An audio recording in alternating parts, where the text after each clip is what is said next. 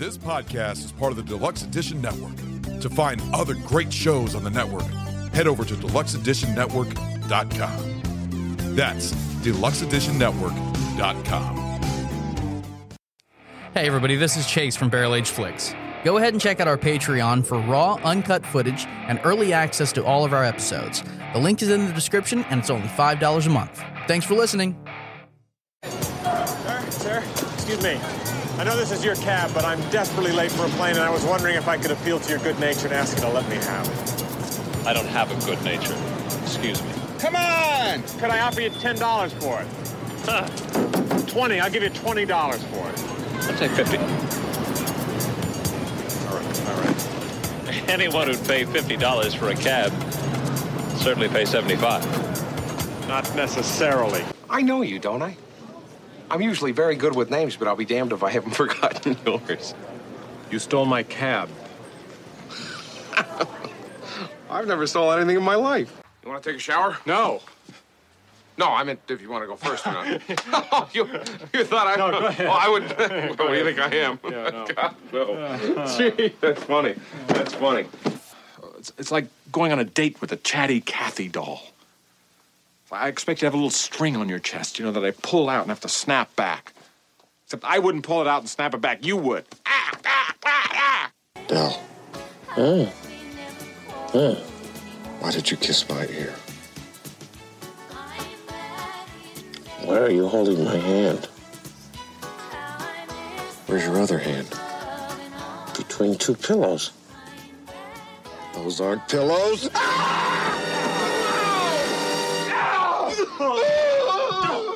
Why don't you try the airline? It's a lot faster and you get a free meal. If I wanted a joke, I'd follow you into the John and watch you take a leak. Do you have any idea how glad I am I didn't kill you? Don't you have any idea how glad I'd be if you had? Oh, come on, pal. You don't mean that.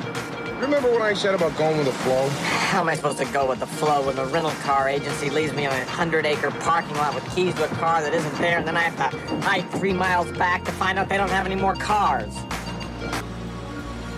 I meet someone whose company I really enjoy. What do?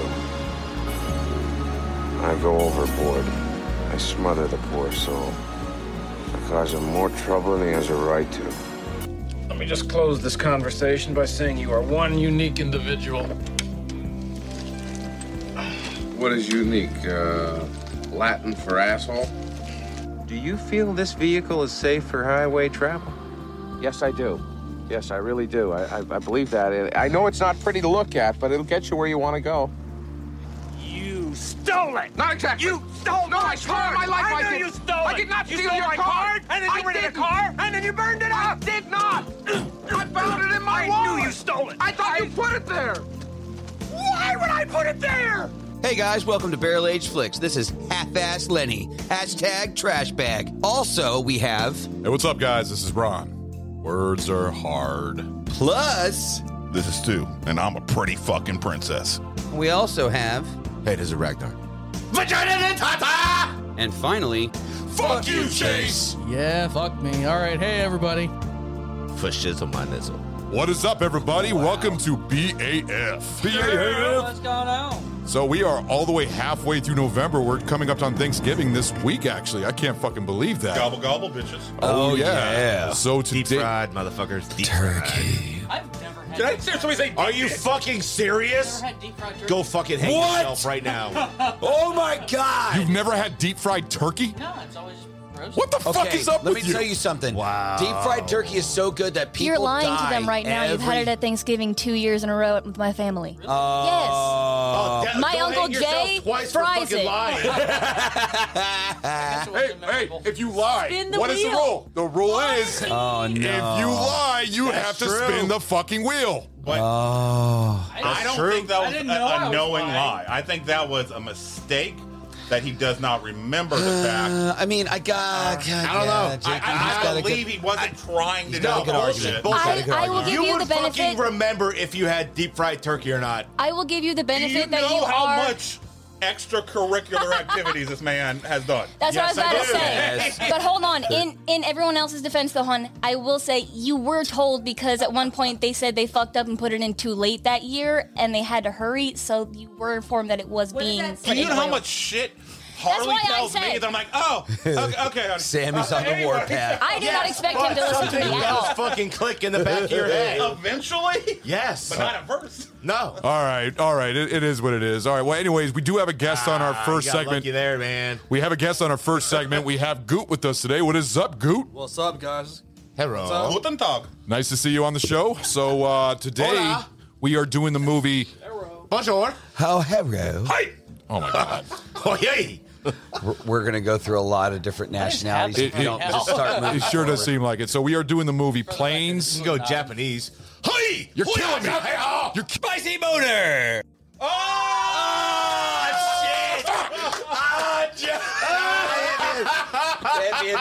Now I'm repeating it. Did you just say it? I did not say Yes. it. I said Go ahead. cha. Okay. Cha. Okay. Good job, man. That was How the great. fuck did you even do that? Oh, right off the bat.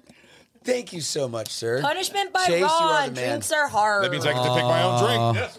That means I get to pick my own drink. Can you go get me a Jameson, please? Get me a kick in the balls. Holy shit, these are heavier than I realized. All right, so today Fucking we are doing Planes, Trains, and Automobiles. This is Lenny's pick, and I'm sure he's really excited about it. This movie was directed by John Hughes.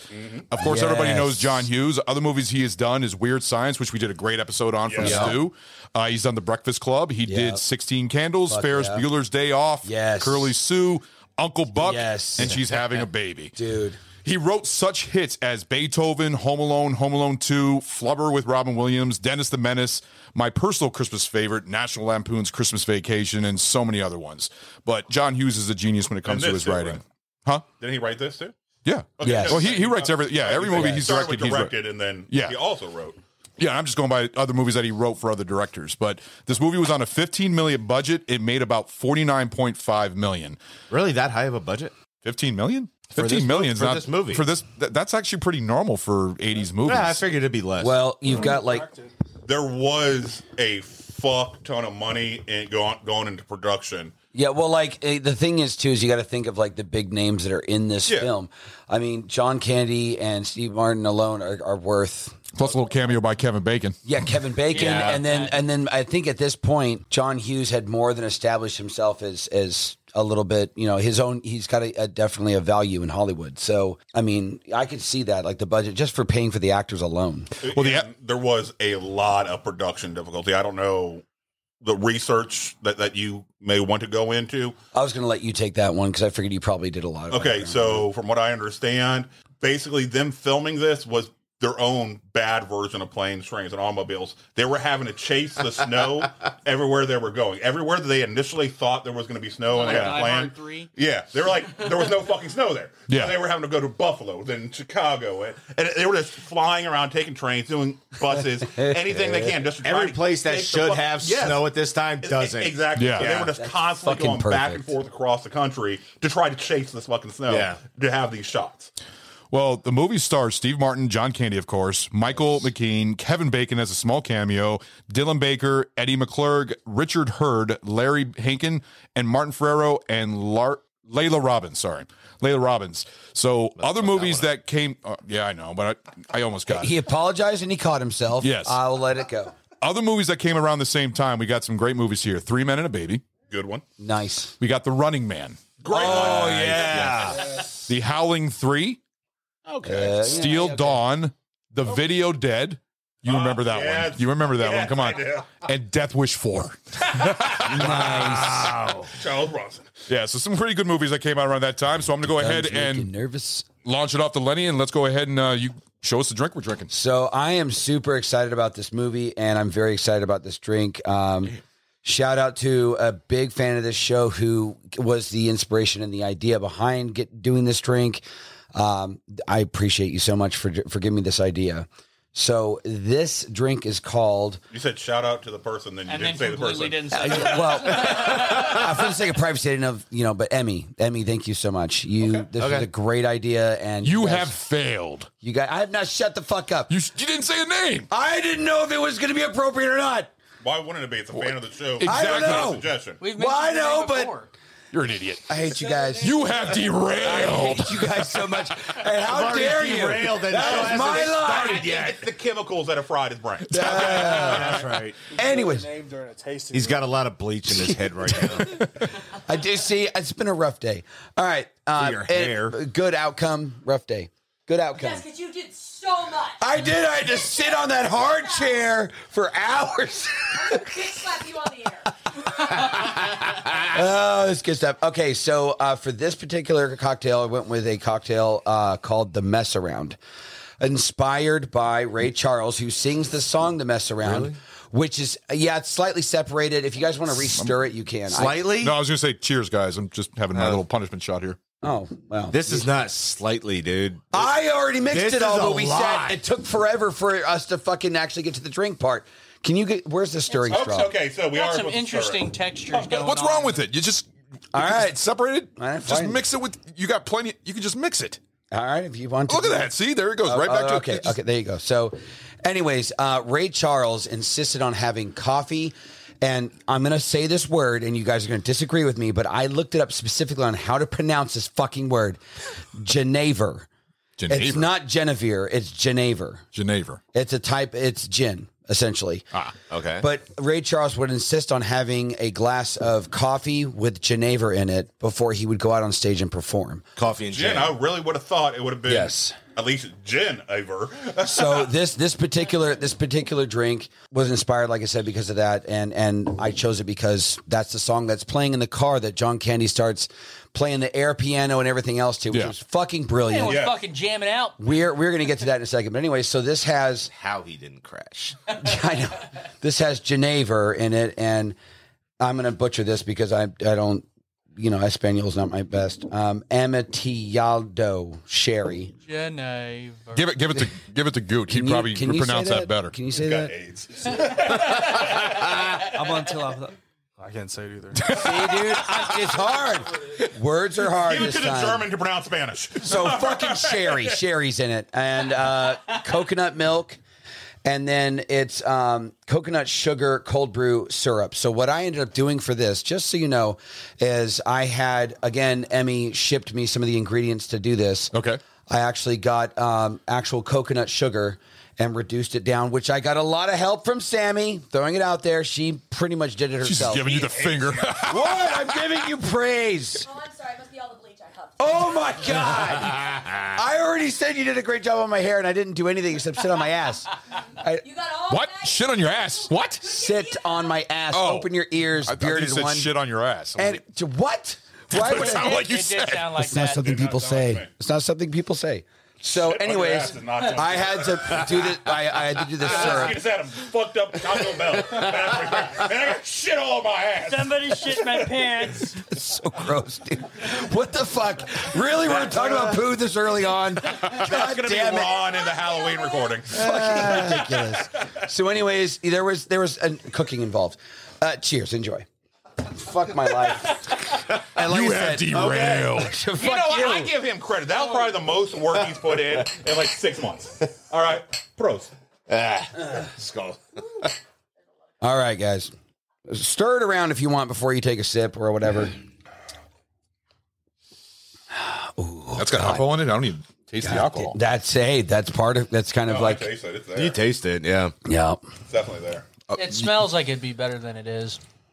It's a very, very dessert sweet drink. It's definitely got a sweetness to it. You said this does have coffee in it? Yes, Because that's it is where I a taste more. cold brew coffee. Yes. No, you taste the coffee. Yeah, no, that's what I taste more.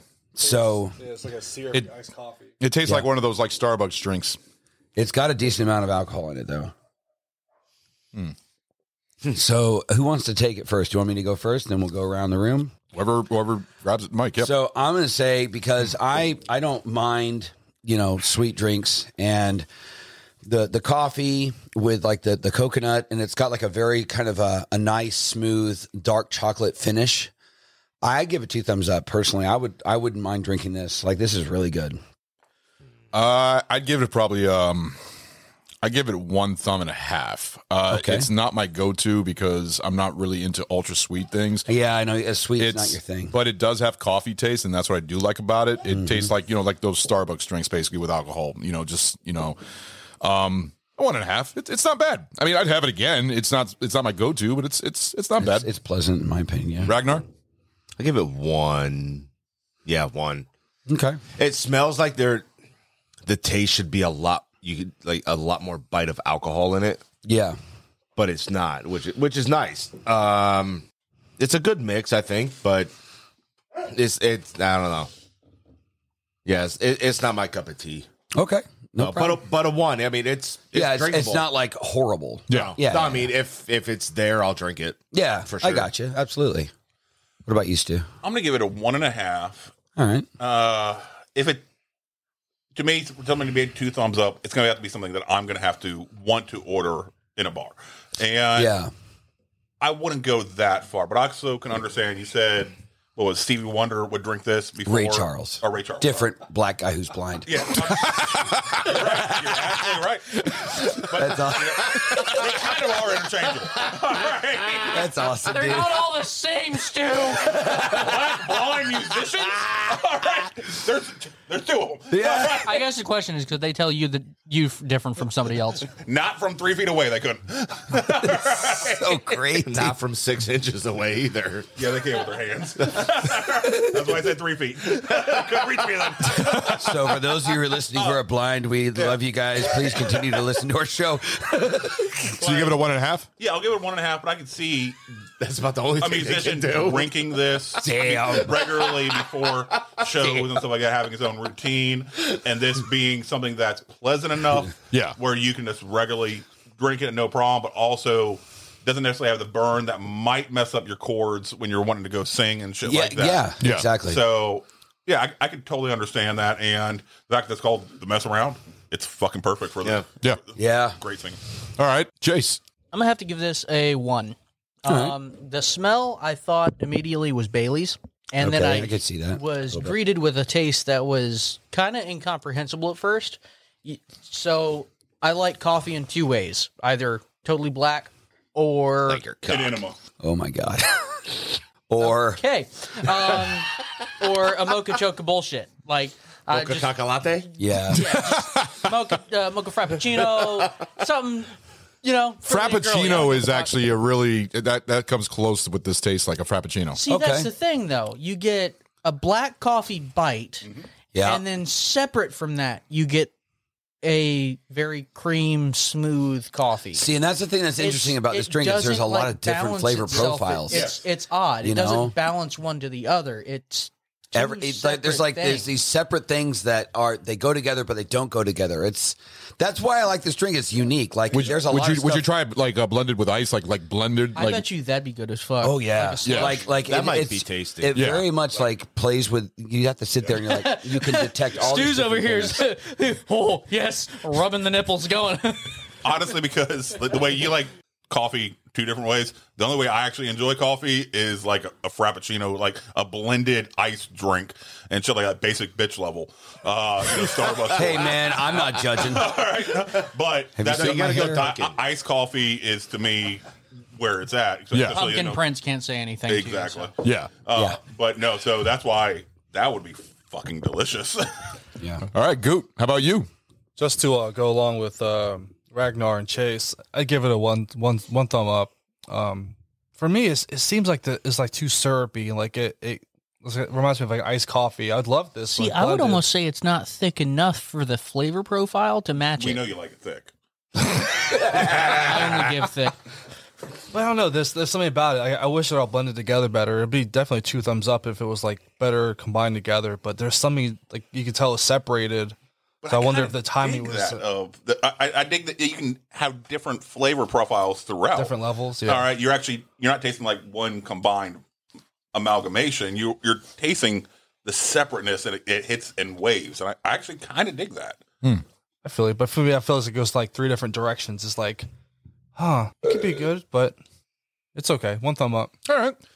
Well, it was a good drink that you brought, and thank Emmy for suggesting it over to you. Yes, thank you, Emmy. Yeah, thank it was you. awesome. So we have a little bonus that we're going to be doing on our episode right here. We are going to be doing a Secret Santa. You're for damn right. Secret Santa. Christmas, and since this is the Thanksgiving week, we're going to go You ahead. are not Santa. No, I will not allow Secret Sammy to continue on. You get a pig You are glass not now. taking away from Santa Claus. Well, Glass now. anyways, we're going to be doing a I Secret will Santa here. defend that fat, pudgy bitch to my dying breath. Oh my God. I can imagine. Being a fat pig bitch. Exactly. So we're all going to be picking from a bowl. All of us. We're going to be getting the way we're going to be doing this is it has to be a cinematic movie themed gift, and whatever name you pull, you hold it onto it. And on our Christmas episode, which Ragnar is hosting for A Christmas Story, we will be doing our Secret Santa opening our gifts. So this is going to be a fun little thing here. So let's go ahead and Sammy's got the bowl right here. We're going to pick our names and keep it to yourself. Drink from And once the again, skulls of our whoever gets enemies. Ron, make sure you get him dog shit for pink flamingos. Fuck you. Yes. I'll get you an and he official has- So license. fuck it. So I looked at it. I can't. Get find you it. an officially He has to licensed eat it live dog on shit the show. mound. Dear God. Did you say eat what? We're like, oh, it's so... No. Dude, no. I said officially licensed. You've seen Pink Flamingos? So we're doing this like sweet thing where we're like, oh, who's gonna, for gift exchange? And they're like, yeah, so dog shit eating. What about it? Like really, guys? I got a blank one. So does that mean I get to like buy my own gift? Number blank. You sure? That means flip it over. It's on the back. Jesus Christ. Is there a name on it? Is there a fucking name on the back? There is a name. Yes! That's awesome. Chase. Oh, that just made my night. Oh my God. That is like a raw little shit right there. All right, so did everybody get their names? Sweet Jesus. Yes. All right, so I guess that's the end of that, and we will wait until our Christmas Story episode to do the thing. So see you guys later. Actually, no. What? What? Wow. That's the whole show. That's it. You're done. Yeah, Good night. yeah, I don't know where the fuck I'm going. God Interesting damn it. Now I have derailed. All right, so anyways, we will be right back, guys. God damn it, you have derailed. Hey guys, this is Sammy with Barrel Aged Chicks. I'm sitting here now with Snow, Harley, and Crystal to let you know what's coming in 2023, bitches. What would that be, Crystal? Barrel aged chicks. Woo!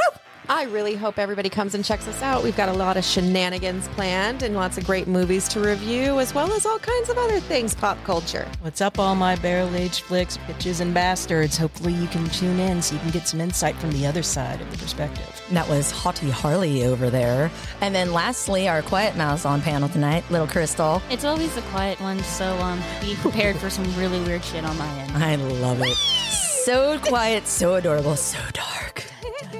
And this is just a little vignette for you guys. This is our trailer, teaser, whatever you want to call it. But come out and check out Barrel Aged Chicks, coming to you 2023. Come hear the girl side of things. We'll see you next year, guys. That's right. Laters. All right, guys, so we are back on our show, and Lenny, go ahead and start us off. Why you picked this damn movie? Yeah. This is All right, damn sorry. movie. Why say it with such hostility? I don't know. I just felt God like saying damn. damn. He didn't like it. I loved it. It's a great movie. You're This is a ridiculous. classic. So I hope both your legs fucking switch positions. Oh, fuck. That's an oddly specific, very So what? odd. Instead of walking straight, he's just gonna like do this. He's just gonna split and not wobble. Be able to walk. Okay. So I'm going to desperately try to steer us back into the holiday spirit. What the fuck was here. that? Just random. What the fuck's wrong with you? That took away the attention Yeah. of the host. Yeah. That was a inappropriate called punishment. We've been over this before, actually. Yes. Wait, Yes, hold and they on. call a punishment when it's not a punishment. That is distracted Yes. everyone. Are we in agreement that non-punishment is punishment worthy? You'd have to go. Well, you're calling it, so you'd have to call I'm for a going to vote. call for it. I call for Ron to get punished for calling a spicy boner on a non-spicy boner. All in favor, say aye. Aye. All opposed? Motion carries. I'm sorry. He's got a point. Don't get mad at me. Maybe you'll get another fucking treat or a thumb in the ass or whatever. He had that in his physical. I mean, one or the other. That was a fist, though, not a thumb. Maybe it's the same thing. What'd you get? Big old. What are we doing here? What'd you get? Do you not know how to Read it. read? Words. Big fuck you by Stu. I can't fucking read. That's so great. I love this show already. Let's go ahead and do a Crystal's Grace. Let's go do a Crystal's Grace. It's got a The name. watermelon and the Malort. Oh, shit. God damn it. Shit. Yeah, have your watermelon and Malort. Enjoy. So delicious. Oh, you haven't had the pleasure of seeing his reaction to this, have you? I have not. I've gotten pretty much used to it now. Enjoy it. It's delicious. Because you're pulling like a full shot of Malort. Oh, yeah. Daddy like. Rubby nipples. Learn from you. Oh, wow. All right, Ron, that's I got to give you props. Choke it down. Choke it down. Oh, yeah, you got so I fucking thought we used to it. Hold on. I thought we were not supposed to chase. No, only your first time. This way you can savor the palate. All right, it was only for your first time. All right. Only when your cherry gets busted, you have to let the blood drip for a little bit. Okay. Oh, my God. Yeah. All right. Go If ahead. she's dripping fruit punch, fuck, man. you've got to munch. What the shit? This is the most non-holiday movie ever right now. Like, this is fucked up. I mean, it's red. It's a Christmas only color. Thanksgiving. Jesus Christ. Oh, God. Chase gets it. No, it's getting worse. I mean, unless it's green, then it's a hospital visit. And I'm It's still a going- Christmas color. Jesus. Good Lord. I feel so bad. Basting Okay. that turkey. Oh, my God. So, the reason I chose this movie is because... honestly, like when you say like, okay, what would be like a good Thanksgiving movie? The very first fucking movie that pops in my head is this movie. It is perfect for Thanksgiving. Is there really? I don't even know of many Thanksgiving movies National at all. Lampoon. It's really all I can. No. National Lampoon's isn't Well, they Thanksgiving. don't have a Thanksgiving one. No, they have a Christmas I figured one. They would have. No, I don't know any other Thanksgiving movies. It's a very And rare that's- holiday. that's that they do why- movies that's- for. That's why. Yes, you do. What? Which one? Well, yeah, no, Thanksgiving from Eli Roth from Grindhouse. No, the turkey trauma movie. Poultrygeist. There you go. Yeah, well, that's not really So- Thanksgiving. Hey, it's fucking Thanksgiving. So looking it up, Planes, Trains, and Automobiles is number one. Nice. And there you go. So like when Ron was asking me about like, well, like what movie do you want to do in November? Mail. The very first fucking movie I popped in my head immediately was this one. Oh. It is the ultimate Thanksgiving movie in my opinion. A Charlie Brown Thanksgiving. Yeah. I mean, well, yeah. Honestly, when I think of Charlie Brown, I think of The Great Pumpkin before I think of this. Great pumpkin. Or Christmas or Charlie Brown Christmas. Yeah, Charlie Brown Yeah, Christmas. it's lower, much lower on the list. But I believe you had this last year, Scent of a Woman. and we just never Yes. got a chance to do Yes, it. I wanted to do this. Thanksgiving, wasn't it? Yeah. Which one? Scent of a Woman. Home for the holidays. I don't know that one. For Thanksgiving. Yeah. Scent of a Woman. That's the one with Al Pacino, right? Yeah. Yeah. Yes. With the blind. Yeah. Yes, She's got a great ass. Yeah, she does. that's Home for the heat. holidays. Yeah. But Al Pacino did say it. I know. Adam's Family Values. Oh yes, that does have a great little yeah. scene at the campground Okay, where with Wednesday and Pugsley. Wednesday was an engine. Yep. That was awesome. So full disclosure, I'm looking these up, but apparently Midsummer is included as a Thanksgiving movie. Oh my God! Really? Yeah. The Ice Storm. Ice Storm is Thanksgiving. Yes, that's a great movie from Ang Lee actually. But it just goes to show you, we don't think about Thanksgiving movies because Thanksgiving's for foosball. Yeah. Paul Blart Mall Cop. Yes. Oh yeah, good. I would say this Miracle is definitely on 34th Street. This is probably the number one. Yeah, this is absolutely number one. True. It starts in Thanksgiving. Yeah. Miracle on 34th Street does have a beginning in Thanksgiving. It does. The best one of all, Grumpy Old Men. Yeah. Oh, that's a good one. That's another one. We got to cover that one eventually. Yeah. But so that's why I chose this movie, and one of the first things that I wanted to get into is like your first impressions, and then if you've seen it more than once, like your more recent impression, and if it's changed. So for me, my first impression when I saw this movie, it was like over a decade. It was a long time ago, and I remember seeing it, and I remember being entertained by it. And, I was like, oh, that's pretty good. But one of the things I do appreciate about this podcast is that I legitimately don't watch film the same way. And I am grateful for that because watching this film with my current sort of mindset. It was brilliant. Yeah. And I can see why people, and me being one of them, that makes it a tradition to watch this movie around Thanksgiving time every year, because one, it gets you into that spirit, and two, it's just so fucking good. Like, you can sit there and watch it.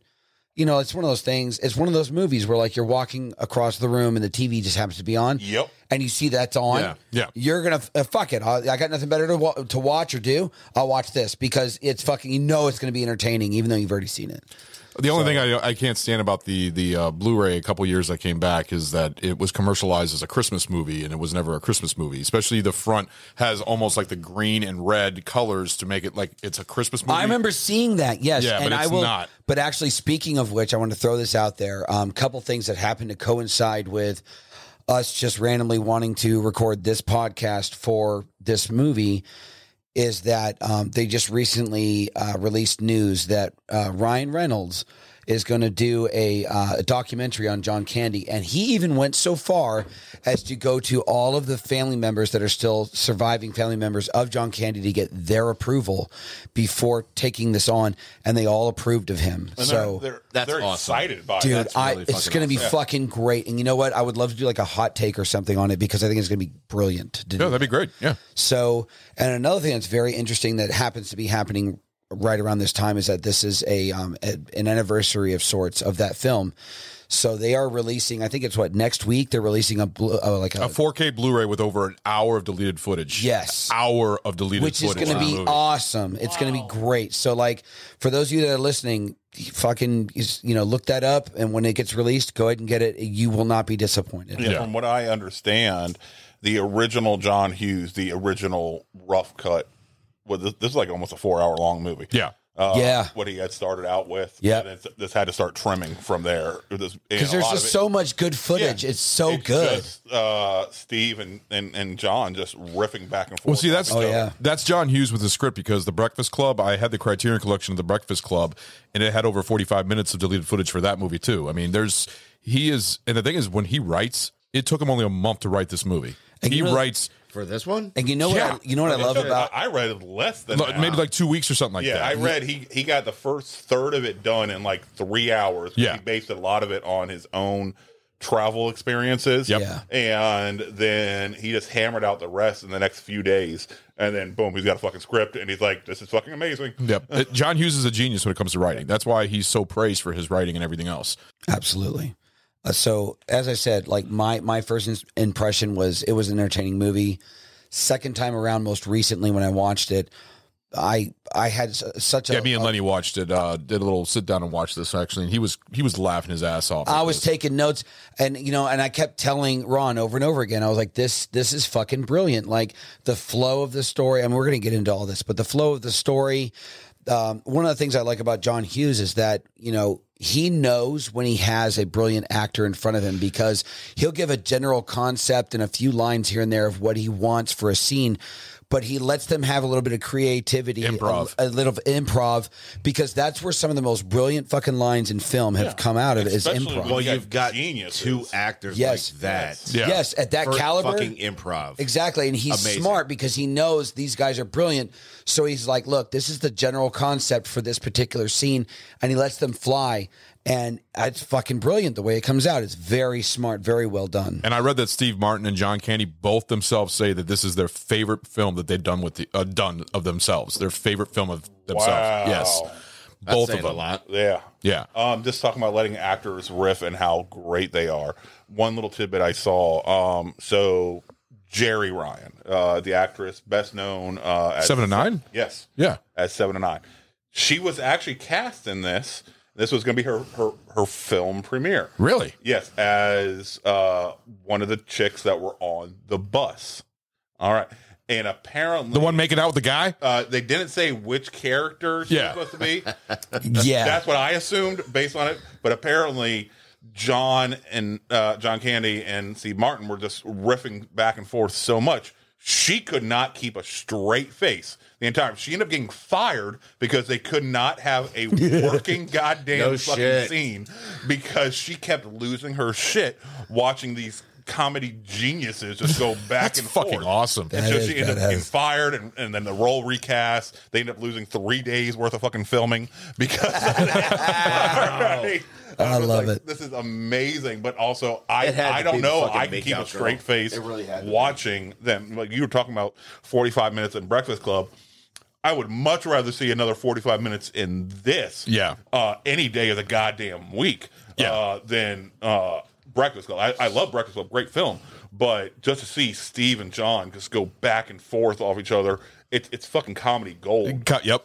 All right, it was Chris Farley and Spade before fucking Chris Farley and Spade. Yeah. And to the umpteenth level. And they've never worked with each other ever again after this. That's the only thing. Because, John Candy died in 1994, I believe.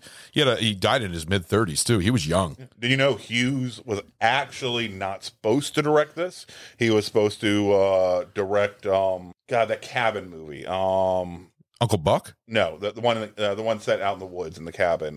Great Outdoors? Yeah, Great Outdoors. Oh. Yeah, he was supposed to direct Great Outdoors, and the guy who directed Great Outdoors was supposed to direct this. And Hughes fell so much in love with this, especially once Candy and Martin both signed on. He's like, nope, I want this one. Would you say this this one? Would you say this is one of his best films, like John Hughes' best films? Yeah. Yeah. Yeah, without a doubt in my mind. Yeah. Without a doubt in my mind. That's, especially as far as comedy. Comedy, there is 100% this is his best. And I will actually say a couple things. One is I noticed with Steve Martin and with John Candy and pretty much every scene in this film, the comedy, it wasn't forced. You know what I mean? It wasn't over the top. It wasn't obvious. It was very subtle. It was just very well timed. Everything just kind of flowed so naturally, and I fucking loved that. There were some scenes that were over the top, but they were just perfect for it. They were over the top, but over the top, but they were appropriate for the scene. Going between the semis. Yes. But that was fucking great. It was great. It was fantastic. So it felt true, as outlandish as it was. Like when Steve's asleep and Candy is just trying to take off the fucking thing, and he gets this goddamn jacket caught. Yep. The accident almost happens, and Steve wakes up. Oh, what happened? Yeah, a deer. Yep. No, and that's. Well, you're hot. Just take off your... It's a very It feels believable real. scene, though. Yes. It really is. It's outrageous, but it's completely believable because I've been in situations like that where, I've had coworkers that say, like, if it's going to happen to, Lenny, I'll just say Lenny, if it's going to happen, it would happen to him. Because I've had things that happen that it's like, what the fuck? That's the only way you can respond. And of all the scenarios, it had to be me that it fucking happened to. So another thing I wanted to point out about the film that I definitely noticed the second time around was the nostalgia of the time period. Like people smoking on, there was a smoking section on the plane, and everyone had a fucking cigarette in their mouth. And there was just so much fucking nostalgia for that time period. It was so good, dude. Absolutely, man. I wanted to go around the room. Ron, we'll start with you and work our way around, but to also give first impressions and then seeing it most recently, your viewpoints and how they might have changed. The first time I saw this was on TV, back in TNT, on TV, cut up and stuff like that. And I fucking thought it was funny. I loved John Candy in it. And then when I got older, I actually enjoyed it even more, to the point where I thought that this was a touching comedy, a very touching comedy. It was it was goofy, touching, and I didn't get to see that scene with all my favorite scene with Steve Martin and the fucking airplane clerk or whatever her name is. That's probably one of the best scenes in the movie. The reason that it was rated R. Yeah, because actually, when you watch this movie, if that scene wasn't in there, this could have been PG-13 easily. Yeah, and Hughes pushed for it to not be rated R. He swears. He drops the F-bomb 19 times in a 2 minutes period. Yeah. It's an R film. Do you want to play that? You want to play that clip? Actually, you know what? Actually, I specifically asked Ron to get that clip because it's fucking brilliant. Someone using the F word that many times in a paragraph, but it's so perfectly every time he says the word fuck, it's meant to be in that part of the sentence. Conviction there. Yes. Yeah. Let's play it. Go ahead. How may I help you? Start by wiping that fucking dumbass smile off your rosy fucking cheeks. then you can give me a fucking automobile. A fucking Datsun, a fucking Toyota, a fucking Mustang, a fucking Buick. 4 fucking wheels and a seat. I really don't care for the way you're speaking to me. And I really don't care for the way your company left me in the middle of fucking nowhere with fucking keys to a fucking car that isn't fucking there. And I really didn't care to fucking walk down a fucking highway and across a fucking runway to get back here to have you smile at my fucking face. That could not have happened today. I want a fucking car right fucking now. May I see your rental agreement? I threw it away. Oh, boy. Oh boy, what? You're fucked. I'm gonna say this flat out now. That scene's fucking great, but I never got to see that scene when it was on TV and cut up. So seeing that right then and there, and I've heard it before in other things. I've heard it on I believe the Michael Mara show actually put it on one of their audio vault things or something like that. But the fact is that it's fucking hilarious how he does it. He says fuck perfectly almost every single time. My favorite part of the whole thing is right fucking now. Oh, God, that was so good. So the actress, the actress, she completely improv that entire phone conversation she was having with a family member. The gobble gobble? Yeah. Oh, she improv that whole thing. John Hughes trusted her enough, especially after her doing in Ferris Bueller, because she was the secretary or whatever she was. And so she just fucking made it all up in one goddamn take. The flux come through, her ending, well, you're fucked. That was her 100%. Oh my God, it's awesome. It was gold. It was perfect. And John Hughes apparently asked her, where did she come up with this? She's like, I'm a cannibal. What? I'm a cannibal. I will tear apart real stuff from my life and throw it into my shtick. Just like you, John, just like what you're writing. Oh, that's brilliant. All right. Yeah. Yeah, that is brilliant. Overall, yeah, it was a great impression on me. I fucking love this movie, and now I've made it a tradition to watch it almost every Thanksgiving. Oh, tradition from Ron. Out of the only fucking Thanksgiving movies there are, this one is a good tradition of watching a movie every year at the same time. Surprise or fucking prize. What else is new? Ragnar, how about you, buddy? Man, you and your traditions. Jesus, they're hilarious. First impression, first time watching it was either on VHS or TV. Okay, one of the fucking two. Yeah. First thoughts of it when I watched it, it was pretty good. It was decent. You know, if it was on VHS, then obviously heard this version. Yeah. If it was on TV, probably not. Who knows? I don't remember. I remember. I think the first time I saw it was on VHS as well. Yeah. It was probably on VHS. Yeah. Yeah. And I thought it was a good movie then.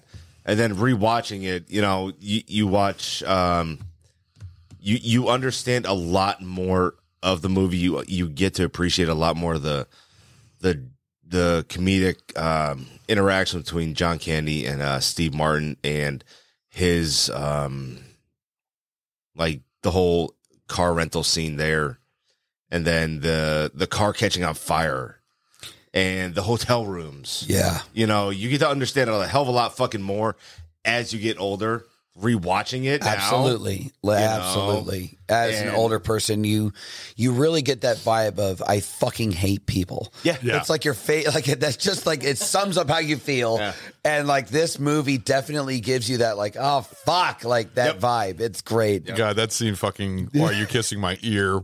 Why is your hand? Dude, those are killers. Hell of a game. Hell of a game. Did you see that? The Bear games? Yeah, the Bears game. Yeah. Hell of a game. They're going someplace this year. They're both like, like part of being a man is making a bunch of noises. That's the 80s version of No Homo. They're like, rows 5 feet apart because we're not gay. Yeah, they're like, we're totally not gay, but no homo. Yeah. That's probably the best sleep I've ever had. It was like being cuddled by a bear. I loved it. So warm. Oh my God. John, Stu, how about you? First time, what the fuck? Did you say I'm John? I would say John Candy. I don't know why. It just because I'm fat. You judgmental prick. Hey, I'm not fat shaming. I'm not fat shaming. Dare you? Yeah. How dare you? Fat I thought it'd be a compliment. All right. I fucking love it. Yes. No. First time I saw it was either on the real VHS or Beta on, tape. No. Or on my dad. I love him so much. So we had HBO. He was constantly recording shit. Yes. Right off the fucking TV. I had an uncle that did that I can't too. tell you Hell how yeah. many movies that I was starting to see that fucking HBO fucking thing appear. Yeah. Hell yeah. There's immediately. Hell yeah. Almost like they were the fucking distributors. You know, like 20th Century Fox. That's part of the nostalgia. Yeah. Absolutely. Absolutely. They a lot of fucking button movies. on the tape. Absolutely. But either way, it was probably a year and a half after it actually came out in theaters. Yeah. I was maybe 7, maybe. You can still appreciate it at age 7. I still remember. There's scenes that live rent free in my head from back then that I just found hilarious. Like It gets better through age, though. Yeah, absolutely. That's the thing. It gets much better through age. I enjoyed it then as a 7-year-old, and I've seen it probably 20 times. Yeah. Since then, it's, like I said, it's like one of those standard movies. Yeah, you know, it's like Die fucking Hard. great. Like you said, it's one of those movies you see on. You're fucking sitting down. Don't matter where it's at, where in the film it's at. You're immediately into You're the like, story. fuck it, I'll watch this. Yes, this is like great. Goodfellas. Yes, Goodfellas. Yep. Same thing. Yep, You know, absolutely. there's a handful of films in your life that no matter what's going on, you will immediately be sucked in at any point in the film that it's in and be happy that you sat down and finished it. And this is one of those films. Definitely aged, with me. Different things that I found funny. I found funny for different reasons as I got older, like you were saying. I hate people. I fucking hate people now so goddamn much. Exactly. Yep. The bus ride scene, like when Candy was telling him, "Oh, you ever taken a Greyhound before?" No. You're gonna hate it. Yeah. You're gonna hate it. There's no way around it, dude. A fucking Greyhound bus sucks. Yeah, exactly. It's that mentality that I didn't understand that when I was a kid. What it was gonna be like and stuff like that. Yeah. Especially then seeing Candy making everybody start singing songs and shit like that, and then Steve Martin couldn't Steve Martin tried to do it. So, fun story, real quick. My dad actually got an entire airplane to do that because they were flying from, I think it was Cali, actually, to Texas, to Austin, Texas. And as the plane was landing, my dad, really loud, because my dad doesn't give a fuck what people think of him. He doesn't care. Out loud, my dad goes, "The stars at night are big and bright," and the whole fucking they all start going, "Deep in the heart." It was so fucking awesome. My dad recorded it with his phone. I was like, "That's fucking great." I love that. Awesome. So one thing. So the song that Steve Martin was trying to sing, was that Fiddler on the Roof? I think. I want to say it was from Fiddler on the Roof. Yes. Huh? Yeah.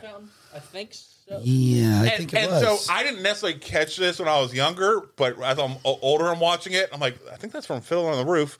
And then I see all those Midwesterns turn around and look angry. I'm like, they're anti-Semites. Holy shit. Anger on their face when they hear a Jewish song. From the movie. Okay. Well, either way. Yeah, three coins in the fountain.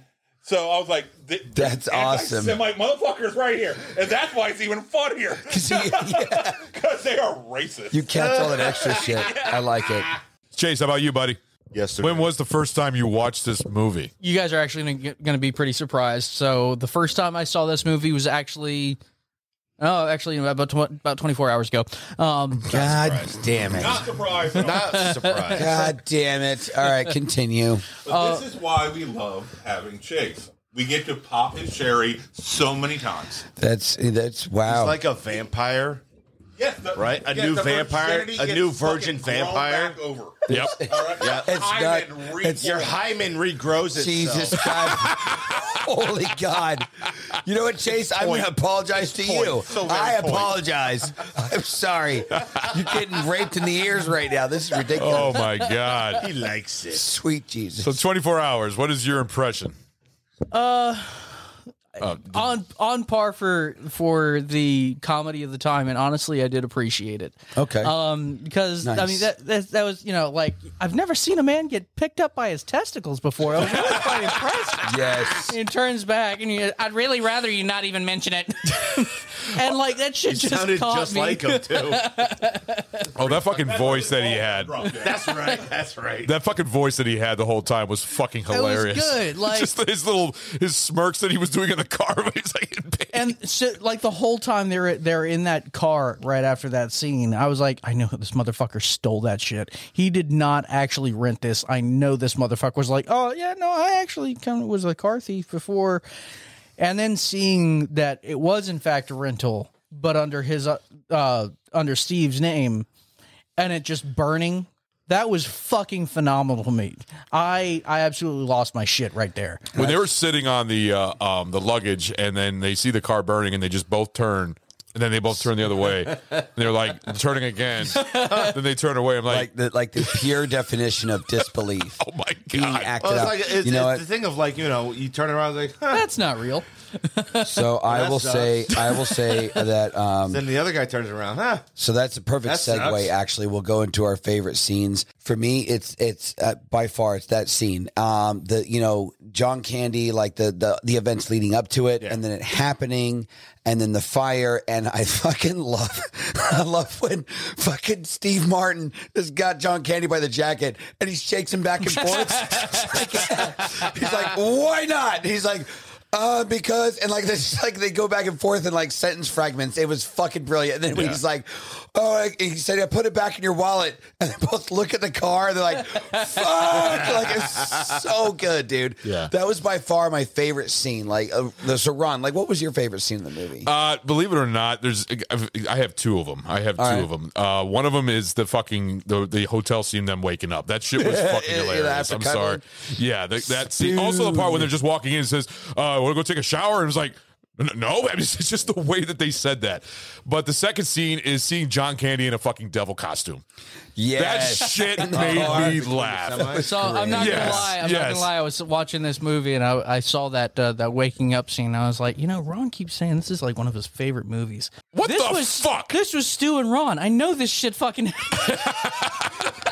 Okay. You guys have who was Stu and who was Ron? Fuck you. No. You know exactly who. It's like those are not pillows. Stu, why did you kiss my ear? You know you liked it. Stu's heavyset, but he's got that ass. But no, that scene on the highway when I can throw it harder. When you see Steve Martin, when you see Steve Martin waking up, first of all, you see them both like the skeleton, almost like Home Alone 2: Lost in New York type of thing. Yeah. You see the skeleton and everything. That was like the over the top, but it was just perfect. It just fit in there perfectly. But then you see him looking over at John Candy, you just see him laughing with the devil costume. I was laughing my ass off at that scene. That by far be my favorite scene right there. And that was like that over the top comedy, but it was appropriate for the scene, so it works. Yeah, exactly. So, Ragnar, how about you? Go for it. Fuck. The highway when the car is on flames. And just like you said, Lenny, the events leading up to that were fucking hilarious. He's John Candy's driving and he's playing the piano and the saxophone and everything. And like, I don't know how the hell they didn't fucking crash. Because he's got his eyes closed. He's not even paying attention. Yeah, at one point, I'm like, open your fucking eyes. What are you doing? We've all done that exact fucking goddamn scene in real life. Exactly. Yeah. All right. And we're all alive to tell about it. Exactly. All right. Yep. So, air guitarist right here. So, all day. We should have died. I am so guilty of the air drumming.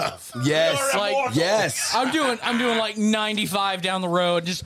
Oh no! I should really focus on. You're like, I've got the steering wheel with my legs. It's fine. It's fine. Yeah. Not a problem. Yeah, and then the car catches on fire and they're both sitting on the trunk.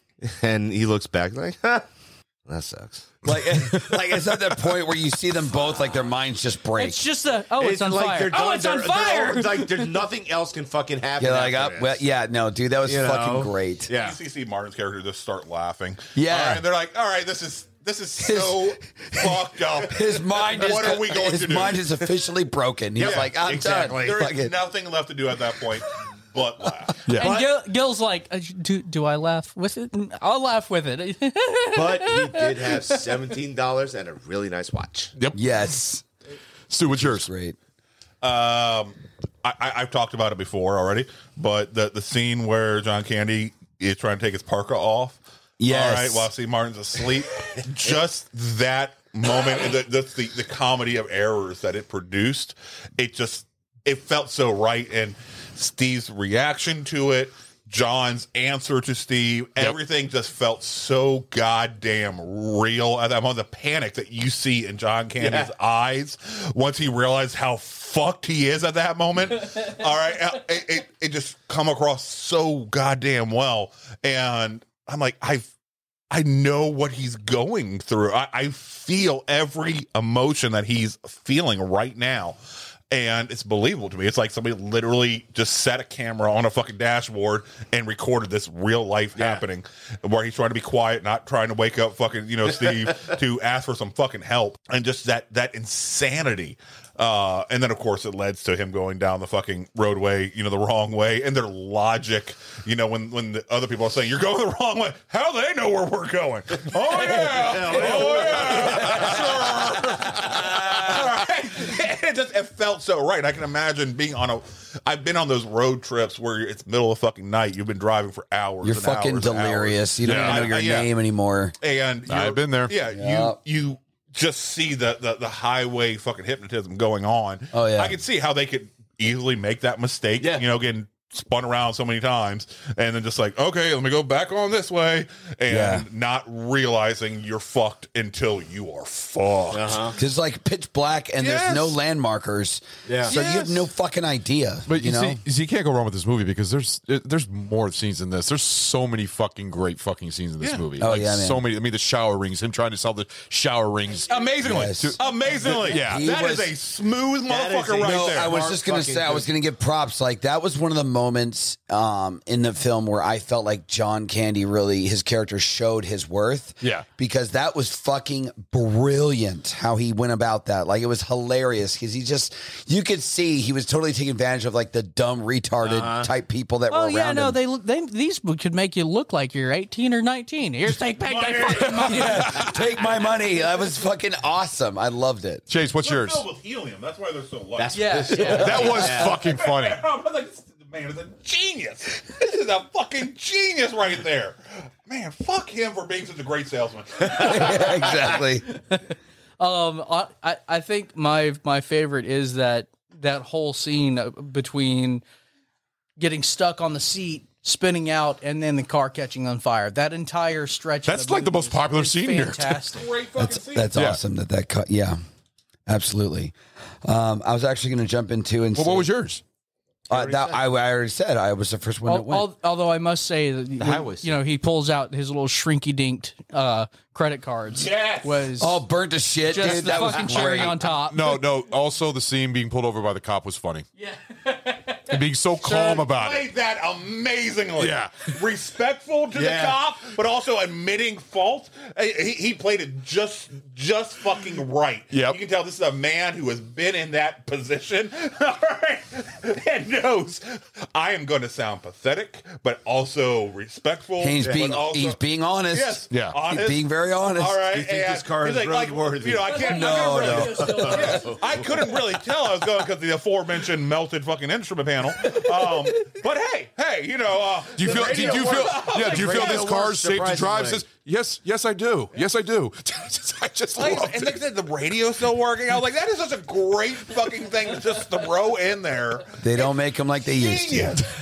It's fucking brilliant. Genius. The only thing I think would have made better if instead of the car they had, if it was the station wagon from National Lampoons. Oh my God! When it first pulls up, exactly. That's exactly what you think it is. I was thinking it was going to be, and then it wasn't. Yeah. And I was like, okay, so this is a station wagon that actually will fucking rock your shit no matter what. All right, it will get you there. All right, versus what the Lampoons went through. So the Griswolds, not Lampoons. So it's kind of a good segue. I wanted to jump into.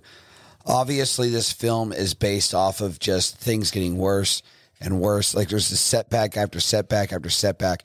And I'm very, very, very curious. We're going to go around the room for this one too.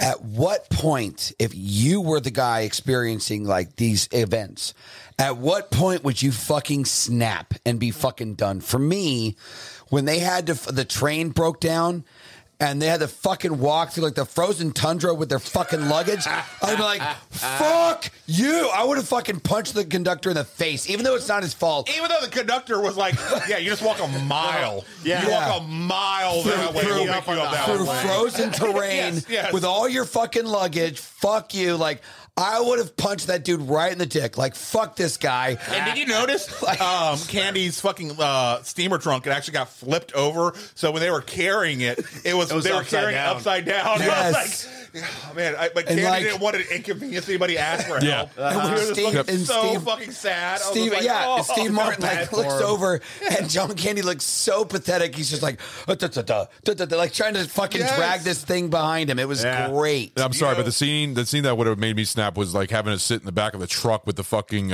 ice cold. Yeah, trying to get the fucking gloves. The fucking with dog the wouldn't let you. Dogs, dude. I got it. Yeah, okay. Oh, the fucking demon dog. It's a good one. Yeah, that probably right there, probably there, or probably with the train, but the whole thing with the losing the rental, talking to that fucking clerk at the airplane clerk with all the fucks and everything else, right there. I mean, that's what he fucking snapped right then and there. So that'd probably be the best place. So it's like all courtesy and like humanity, out the window. Like, fuck you, you don't know. Because he was even being mad to that other fucking guy, saying it'd be a whole lot funny if you made a joke about me taking a leak or something like that. What was it? Or there are so many great comedians throughout this that got higher. Absolutely. Oh yeah, so many great. Remember the principal from Trick or Treat? Yeah, everybody. He was the guy driving the truck. Yeah. Everybody was fucking in this movie, and it just floors me every time. I'm like, yeah, this person went on to have a great fucking goddamn career. This person went on to have a great fucking career. This person went on to have a great fucking career. Holy shit! This is like a murderer's row of future comedian fucking juggernaut. Not just comedian, also Kevin Bacon. Bacon. What was he in there for? That's what I was curious. Like a small little throwaway part. And if you notice, so I forget what the name of the movie was, but the movie that the wife was watching on one of the phone calls when C was calling home, it was actually a Kevin Bacon, going to be a movie that had not been released yet that starred Kevin Bacon. Was it Footloose or really? No, it was another one where he played a businessman. Yeah, what do you call a Wall Street broker? Yeah, and shit like that. So there was theories like, oh, okay, so maybe they're set in the same universe, and he's playing that same character that he's going to play in that movie. And shit, like, because he had the same hair and that same business fucking preppy attitude and shit like that. Yeah. How about you, Ragnar? When would you snap? Well, all right. So, funny thing is, so that dog that's in the back of the truck, right? The little fucking demon dog. Yeah. So, my wife's uncle's dog has the same type of dog, same fucking attitude. Oh, really? As that fucking dog. That dog hates her. For some fucking reason or another. Why is that funny? Why is that funny when it doesn't? When a dog doesn't like somebody, that dog, funny. Like, and it's funny because they always say, "Oh yeah, she's not like this." Josie's not like this. Bullshit. Every time she's around, that dog either fucking bites her ass, right? Bites her fucking brand new pair of jeans, bites her shoes, attacks her. Doesn't do it to anybody else. Snow? Except her. Dude, Devil Dog, which is hilarious. Cujo 2.2. I would punch that dog dead in the face. Dog, no shit, dude. First time it bit me, I'd be like, "Really? Bam! Oh, I've got a fist. You don't. Fuck you." And the dog's like, "I got teeth." I'd be like, "I'm gonna punch your teeth out." It's an evil fucking little dog. Same exact kind of dog. Fucking horrible. Favorites. That was funny. Favorite scene would be Breaking Point. What the hell are you on about? Would be when Steve Martin loses it at the fucking rental counter. Yeah, and that's totally understandable. That is the breaking point. Yeah, I can see. I absolutely agree with you. After everything that has happened up to that point, like courtesy's out the window. Yep. You had one job: just give me a fucking car, and it's not there. Yeah. Fuck off, give me a new car. And then the fucking bus driver left him like, oh, you motherfucker. You motherfucker. Like, I'm going to fucking kill you. Yep. Absolutely, dude. Stu? Okay, so Chase was asking me what I was losing my mind about. It just talking about that dog, eating snow. it flashed back a core memory that I had completely forgotten about. Oh shit! Yes. So my grandparents had 2 little wiener fucking dogs. Oh, they're dachshunds. Yeah. Oh my God, those little fuckers hated me with a passion. And I was like fucking like 5 or 6 years old. You barely had enough time to do anything. Oh my God, those dogs would torture the shit out of me. I dreaded it. I dreaded going out. There was 2 of them. They were like fucking tag team like velociraptors on me. I would go run right, and I'd run away, and here's that other little fucker right there, right in front of me, like, fuck! All right, fucking little sharp little fucking teeth. Yeah. Clever I was like, you girl. fuckers! I think that's where my despisal of little fucking dogs started to this day. Is those little fuckheads. I had not thought about them in probably 20 fucking years. I hadn't thought about those little fuck assholes. You're welcome. Fuck. Thank you. God damn it. The scene that probably would have broke me the moment, as soon as John Candy said, "Oh, by the way, this bus will only take us to St. Louis." Yes. Fuck. What do you mean? I can't even get all the way to fucking Chicago? What the? No. No. I would have just lost it because it's like I already paid my way, on the train to get to Chicago. I already did all this and stuff like that. At least they should comp me a comparable, right? Because you paid money for a service, they did not uphold that service. So the second I heard it's only taking me to St. Louis, then I would have just fucking right then and there fucking had an aneurysm, fucking probably started going postal in the bus. I started stabbing people. Like Stu at his size going postal, everyone's like, oh fuck, he's mad. I am picking up those little fucking asshole teenagers and throwing them out the window. Fucking one-handed. He's like, ah. Oh, I would have lost my shit if I heard that, because that would have been just like the cherry on top of the fuck you Sunday. Remember when Dell was inside the plane? He says $6 and my right nut says we're not landing in Chicago. That's because he is a professional. Yeah. He is a fucking professional. He's been through this time and time and time again. He knows when to call everybody. Yeah, he's like, while everybody was calling home, I'm calling the fucking goddamn hotel and making the shit because I know how this cookie's he was gonna fucking brilliant. He was one step ahead. Yeah. Chase. So I'm not really a snapping kind of person. I feel at some point I would just obviously get frustrated, but probably at the train breaking down, my snap would be from frustrated to just fucking let go of it all and just laugh the entire rest of the I was going to say, if not well, that's what they did at the end. At what point will you just start laughing? You go, okay, fucking give up. It's an acquired skill. You have to realize, fuck it. I mean, whatever. I'm along for the fucking ride. At this point, it's outrageous. It's not even real anymore. Like, fuck you guys. But no, I would probably be seen or misconstrued for somebody on drugs. All right, so that actually concludes that part and segues into the next thing that I've really been wanting to talk about, and that is there's this scene. It's a very iconic scene, especially from John Candy's end, which we'll get to, but it's where they have that first initial breakdown in their relationship where they have that argument. In the hotel room? Yes. So Ron here, it's a little long, okay, but Ron has the clip where Steve Martin says his piece, and then John Candy's character says his piece, 2 separate clips. So we're going to play those now, and we'll go from there, and I'll introduce it from there, the next topic. You've been under my skin since New York, starting with ripping off my cab. God, you're a tight ass. How'd you like a mouthful of teeth? Oh, and hostile, too. Nice personality combination. Hostile and intolerant. That's borderline criminal. Screw you. You spilled beer all over the bed. You smoke. You mess up the bathroom. Well, who let you stay in the room? I even let you pay for it so you wouldn't feel like an intruder, which you most certainly are. I'm an intruder. Yes, you're an intruder. I was having a perfectly nice trip until you walked into my life. I walked into your life. Who was that who talked my ear off on the plane? Who was that? I'm curious. Well, who told you to book a room? I did, out of the goodness of my dumb old heart. Boy, you're an ungrateful jackass. Well, go ahead, sleep in the lobby, see if I care. I hope you wake up so stiff you can't even move. You're no saint. You got a free cab, you got a free room. and someone who'll listen to your boring stories. I mean, didn't you notice on the plane when you started talking, eventually I started reading the vomit bag? Didn't that give you some sort of clue, like, hey, maybe this guy's not enjoying it? You know, everything is not an anecdote. You have to discriminate. You choose things that are funny or mildly amusing or interesting. You're a miracle. Your stories have none of that. They're not even amusing accidentally.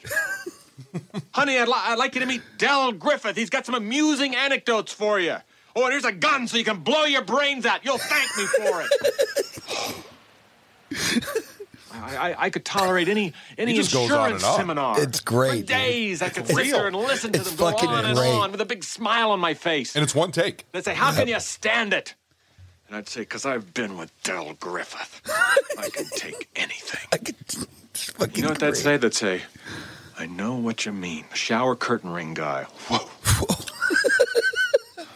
It's like going on a date with a chatty Cathy doll. I expect you to have a little string on your chest, that I pull out and have to snap back. Except I wouldn't pull it out and snap it back. You would. By the way, when you're telling these little stories, here's a good idea. Have a point. It makes it so much more interesting for the listener. Yes. Oh, man. So that was fucking comedy gold. And I want to just point out the fact that in this argument, the entire time that, initially there's a back and forth. Yeah. But then, Steve Martin's character starts going on this whole diatribe.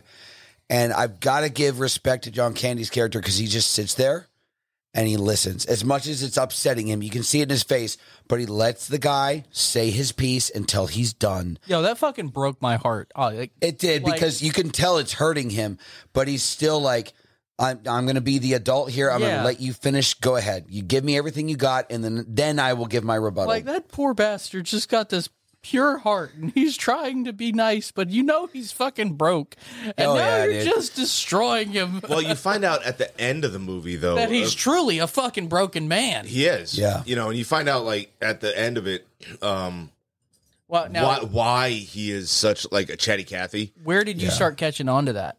Right then and there. Yeah, dude. That particular scene right there. Now, this next clip that we're going to play is John Candy's rebuttal, and this rebuttal, this whole scene right here. Yeah, this part with John Candy specifically has been redone in different shows, and it's very iconic. We'll go ahead and play it real quick. Go ahead. You want to hurt me? Go right ahead if it makes you feel any better. I'm an easy target. His acting shines in this. Oh yeah, dude. You're right. I talk too much. Music's fucking perfect. Yeah, it is. I also listen too much.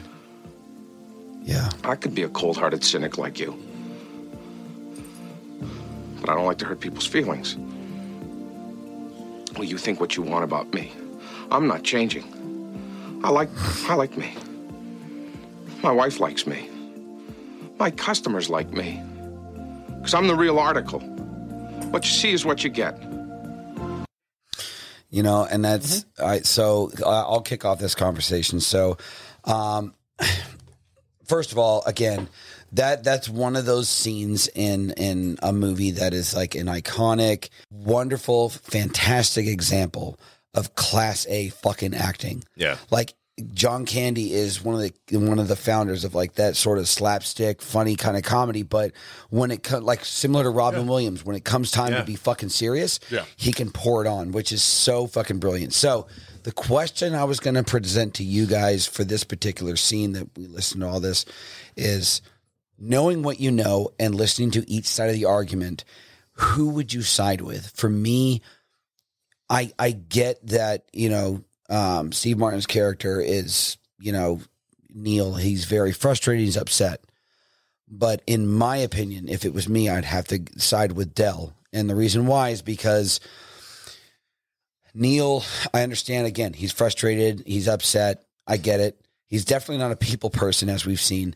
But he is. He is. And that's the thing is, despite his frustration, if it was me, I would have taken that step back and looked at the entire picture before I went ahead and judged and flipped out on this guy.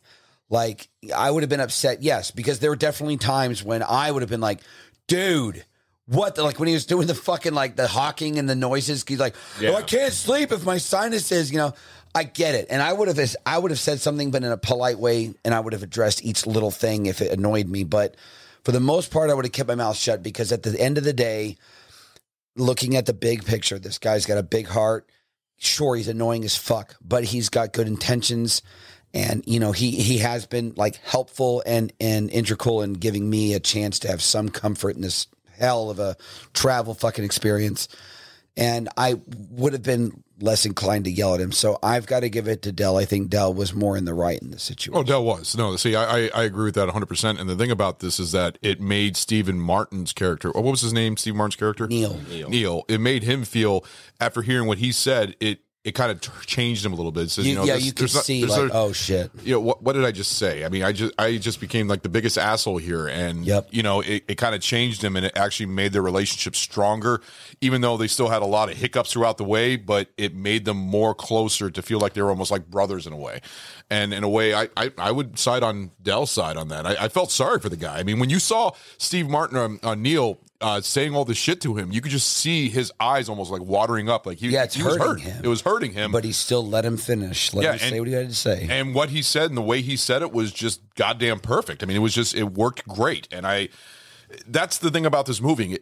This movie is that it is a comedy, but it is very touching. It's like touching comedy. So Ron, it reaches at your heart. I will say one thing that I appreciate you pointing out is that it's similar to like, you know, when two guys don't get along and they get in a fist fight and beat the fuck out of each other. And then afterwards they become best friends. It's like they get it out of their system. I feel like this was their version of that. Like they didn't beat the shit out of each other, but you know, they like daggers, just fucking saying like brutal truth to each other. That was my thought immediately during that. Was like, it's just like two bros duking it out. You will never be closer with another dude than when you get in a fist fight with him and make up after. Yeah, exactly. I don't know what it is. You released the pressure. You've opened that steam valve, you've let it out, and now that fucking pressure is no longer fucking there, you can move on to the accepting and the fucking just, all right, you're a fucking douche, I'm a fucking douche. We got our differences. It's over with. Yeah. So Ragnar, what do you think? So that whole, you know, I mean, there's a lot leading up to that scene, to that breakdown right there. With the with the pimped out cab taking him to the fucking hotel. Yes, that was a great cab. That was hold on. That was a badass fucking cab. So I got it here. That was scene, Doobie's Taxiola. Yeah, that was a badass taxi cab. Dude. In that scene, they get out and leave his trunk in the trunk of the cab, and they just walk in, and there's no trunk, and you hear it speeding off, and I'm immediately thinking, oh fuck, they just left everything. Yeah, but it ends up in the with them in the hotel room. I just remember watching them walk in and hearing their. I was like, oh shit, it's about to get a lot worse. You know, like I said, there's a lot leading up to that scene, to their argument right there. Like the whole switcheroo of the credit cards. Yeah, you know, I really don't think that was Del.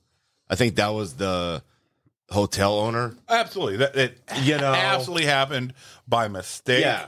Then, but Del using the car knowingly, that was 100% shadiness. Even though he may have all the intention in the world to send money and also because they got their money stolen by that little bandit that came inside their hotel room and everything else. So that kind of.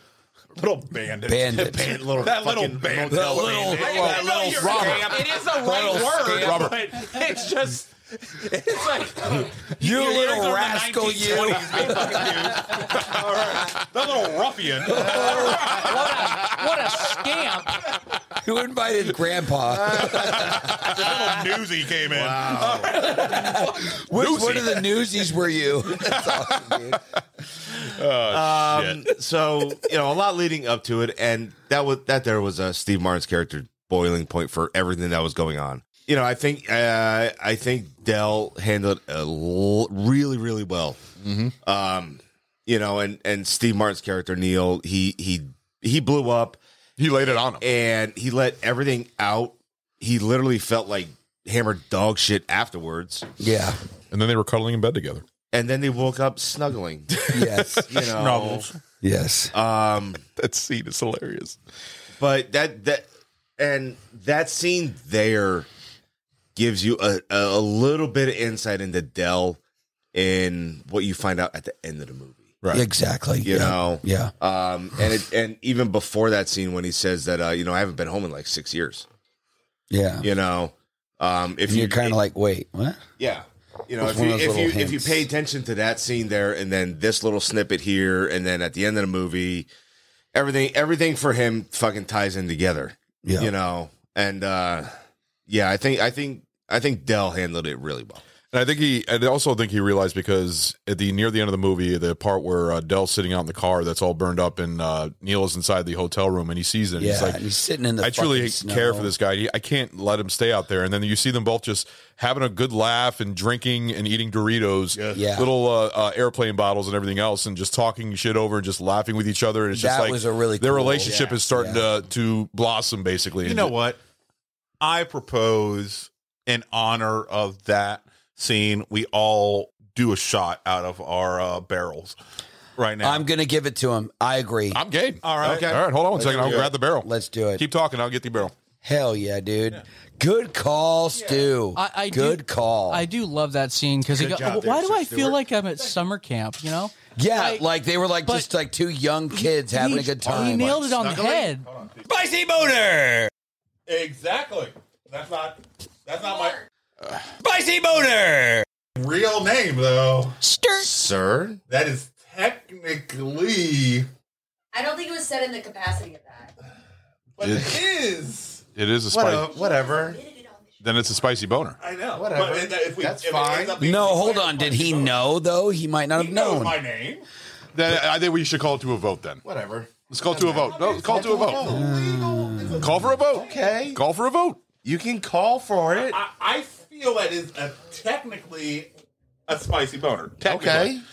If I use either your first or your last name, that is your name, correct? Yes. Okay. Ron, if I use your first or last name, that is your name, correct? Yeah. Chase?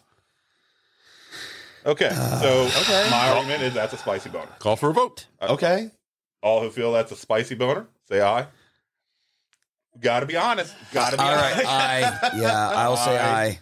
Only by technicality. It is. Aye. It is. Okay. It is. Like- All right. Opinion goes the other way. but by I'm technicality, hesitant to yes. raise my hand, Ragnar, but yeah. I just so rarely all actually right. get to call one on Ragnar. No, it's always on Ron. It's always on me. Stu looks me in the eyes and starts saying honesty, and I'm like, I try all to right. make it, sir. I try to make it very general. I understand. I'm sorry if I have such a regal name. What is it? Grab something yummy. There you Oh, well, there you go. Yeah. Retribution right there. Which I'm absolutely happy that it landed on that. I just wanted to actually call Ragnar on something because I almost never did. You never did. I know. All right, so for this thing that we're doing a dedication, are we Just a random, picking? That's a random. Actually, no, yeah, because they were Yeah. picking in the Ragnar, show. do you trust my judgment? They were picking in the scene, so I said we should be able to pick out of the barrel. All right. That fair? Yeah. Not a mystery grab. Nope. Just you pick one because they were picking. They were even discussing what they were going to grab and where they were going to go visit. You know, so I Like think. the first thing that Lenny grabs is a half drink moonshine. Why do we have a half drink moonshine in there? I don't know. Very good question. I didn't put that in there. I'm gonna try this 99 root beer, 99 root beer. Okay. Try that, sir. The hell, I'll try it out. What is that? Oh, is that what I think it is? It's the one from Good. Yeah, try that out. Seriously, I actually want you to try that out. Goop brought that, and it's Flying Ace. You know what, Chase? Go ahead and pick one out. It said find something yummy, so I gave him something good. All right. Well, you know what? This is my yummy shot. Yup. Oh shit! Cheers. I don't It's the know. one This that's is good. Flying Hell Ace. yeah, No, this is bro. Flying Ace Farm Bourbon. Dude, this is such a great idea, Stu. I'm so happy. Yeah, good idea. Oh my god, bro! I got It's good, isn't it? Stu.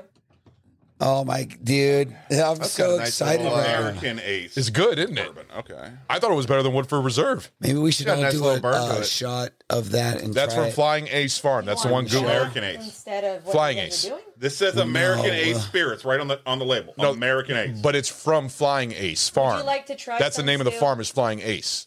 It's good, bro. It's good. It's not bad. How many kills do you have to be labeled an ace? 5. Yep. All right, guys, y'all want to do your Talking dedication? to, a military. I figured. I just know you've been, DD-214s for a while. I say, for these airplane shooters, I'm going to say great dedication. Yeah. That's a great idea. Steve. Rest in peace, John Candy. Yes, John Candy. John Candy.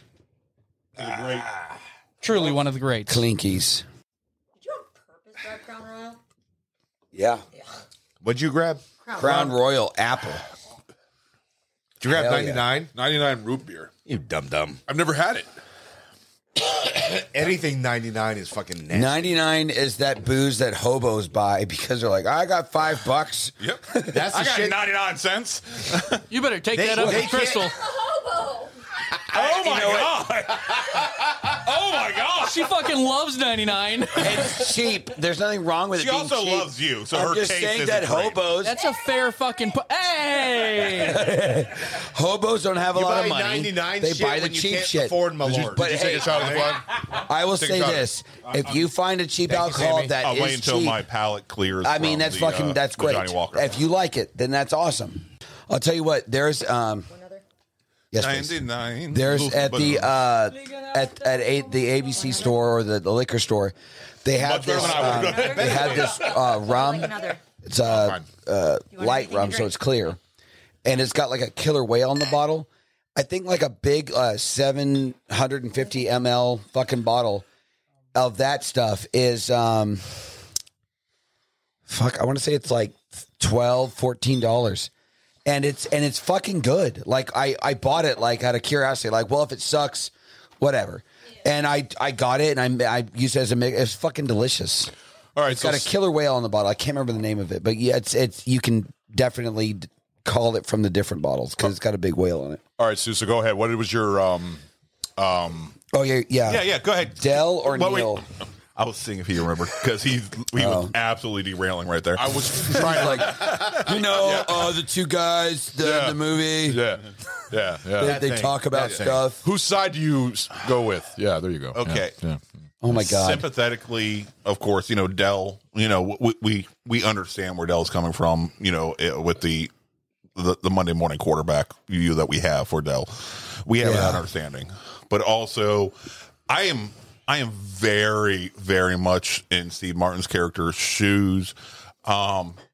I've had to deal with Ron for 15 years. Times where I just want to lose my goddamn mind.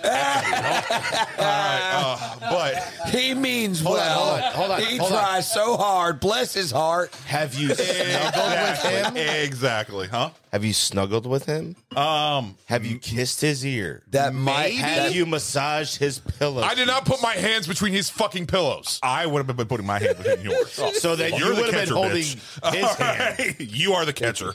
Now I'm good. No, honestly, though, I am thinking just from Steve Martin's character's point of view, he is doing his damnedest to get home to his family, who already is doubtful that he's going to actually keep his fucking word. And he seems like him and his fucking wife's marriage is... It's very strained. It's very, very fucking strained. And you get the feeling it's because he always, says, hey, I'll be home so-and-so, and then work gets in the way. Work gets in the way. Work gets in the way. Even the kids are at the point like, oh, yep, flight's delayed. Like they already are at that point. Unfortunately, they don't believe what is going to happen because of what's going on. He feels that and its core. And he directly blames Dell from the very beginning, him tripping over that fucking steamer trunk. All right. Just tripping over that. He would have gotten in the cab. He would have been fine. The look on Dell's face, though. Yeah. When Steve Martin rips open the fucking door to the would have been freaked the fuck out, too. Right? Just full on. Yeah. Oh, goddamn homeless man.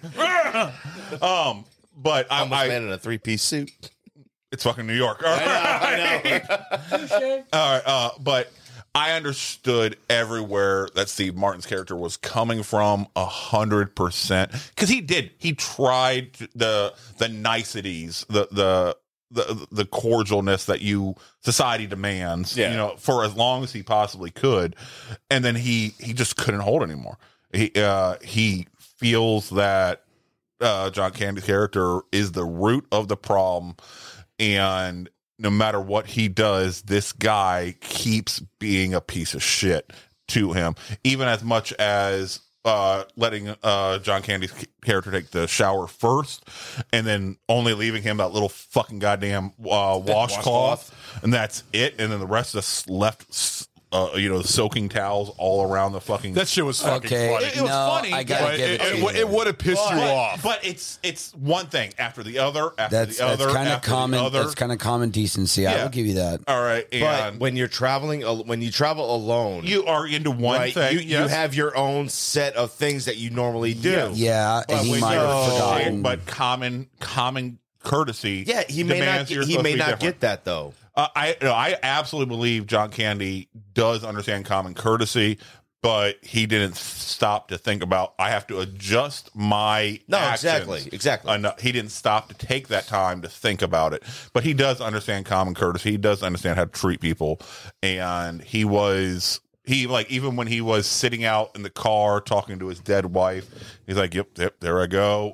Honey, I met a guy I really like, and I fucking got in my own goddamn way. I smother him. That scene was heartbreaking. It was. I smother that scene was heartbreaking.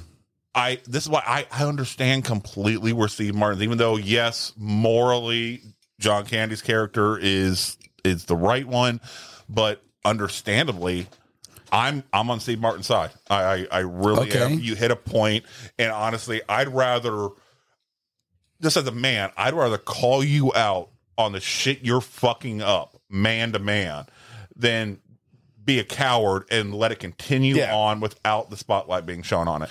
I'll give you that. Less respectful to you as a man. Oh, absolutely. All right, because then I'm just looking at you as a child who can't learn and can't be better. Yeah. All right, and I don't think that's what Steve Martin ever felt. He's like, you're a man who unfortunately is not living up to the social standards, right? And you need to fucking live up. Yeah. And yes, I'm going to say it brutally and honestly and with a lot of venom to it, but everything I'm telling you is the fucking truth. Your fucking anecdotes need to be fucking funny. All right, your stories need to have a goddamn point.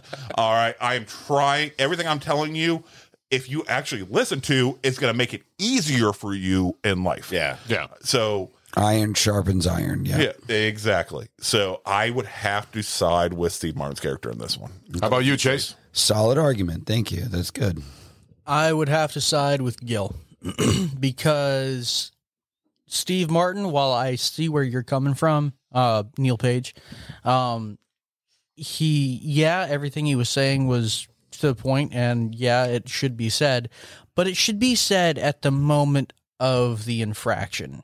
Hey, what's going on here? Don't let it build up. Just say something up front. Be a fucking man about it. Societal niceties demand that you. We are two strangers. We are two strangers living in a room tonight. Societal is out of the door. But even then, you barely know that person. I've had bunkmates, when I was serving and shit like that. That you're just like, all right. I got to deal with this person for the next, week or two or whatever it was. I'm not going to rock the boat too fucking hard, even though they may annoy the shit out of me, until we hit a point that, all right, no, something's got to fucking change, or one of us is going to be giving a blanket party to the other one. I will say, I agree with that, but I will say, I haven't heard that term in so long. Blanket parties are fucked up. But I will say, wall-to-wall counseling. For me, the moment that motherfucker took his socks off and goes, oh, and starts waving them, I would have been like, bro, take your dirty fucking sock and get it out of my motherfucking face. I would have said something right then. That would have been breaking point. Once he blows up and stuff like that, if you notice, when they're in the rental car ride, and John Candy's complaining about, I can't take my shoes off. He's like, no. I don't want to deal with your foot odor. He's gotten to that point. It's like, we're beyond. I'm going to fucking put you in place. I'm calling it out now because we are no longer just two strangers happening to be in sharing a circumstance.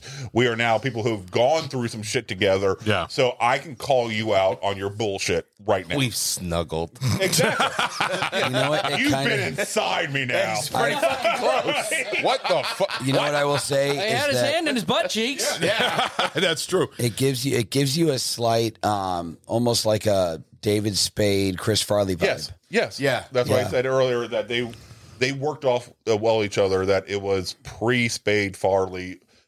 Their chemistry was to the umpteenth degree. Yes. Their chemistry was perfect. Yes, Where absolutely. Spade was more of the straight man, but Steve Martin did such a great job, and not only being the straight man, but also being the jokester. Yeah. All right. They both did that. pulled that Heavily role so well. sarcastic. Yes. So goddamn well.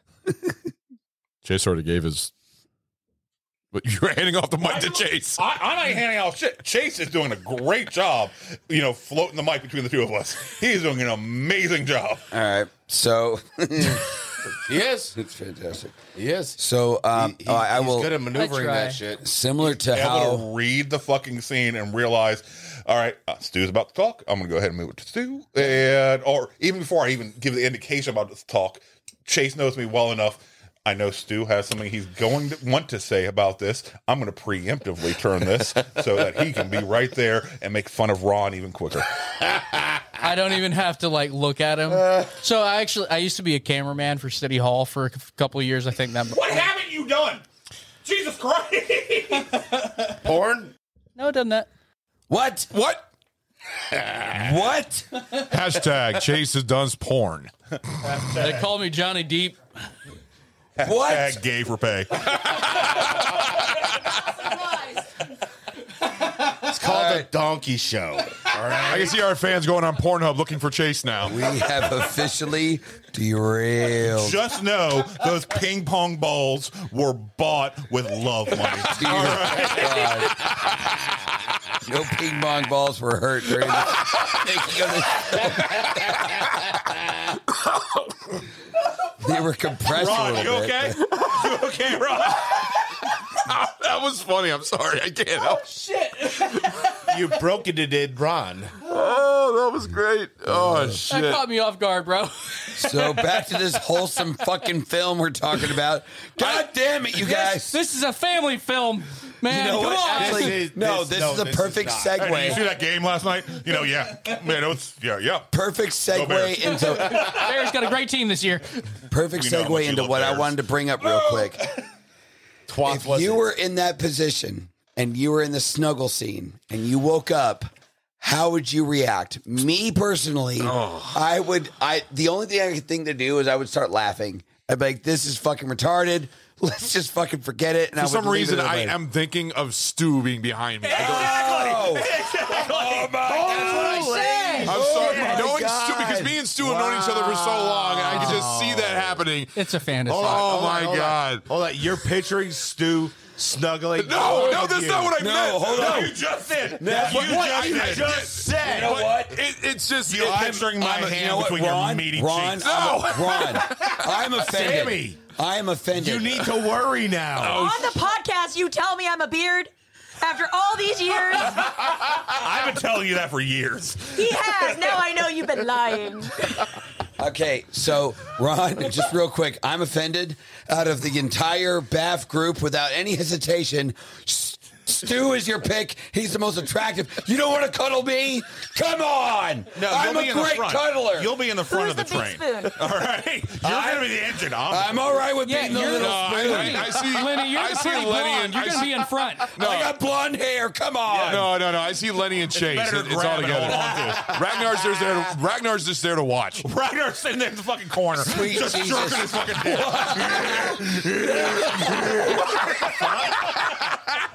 Reminds me of my time on the ship. The sound effects are the best part. Yeah. Come to balls. What the fuck is happening? Yes, dude. Oh, that's fucking awesome. So I'm sitting there watching you snuggle Ron, who's snuggling Lenny. Yeah, apparently we're like two separate couples. I'm snuggling Ron while I'm guessing Chase is snuggling Lenny. No, I'm cameraman. I have the experience. No, we already established. He's like, the only one watching. No. is You get in the Ragnar. bed. Get over here. Oh, God. Get over here and put your hand between my cheeks. We'll have one of the barrel-aged chicks hold the actual camera. As they're vomiting.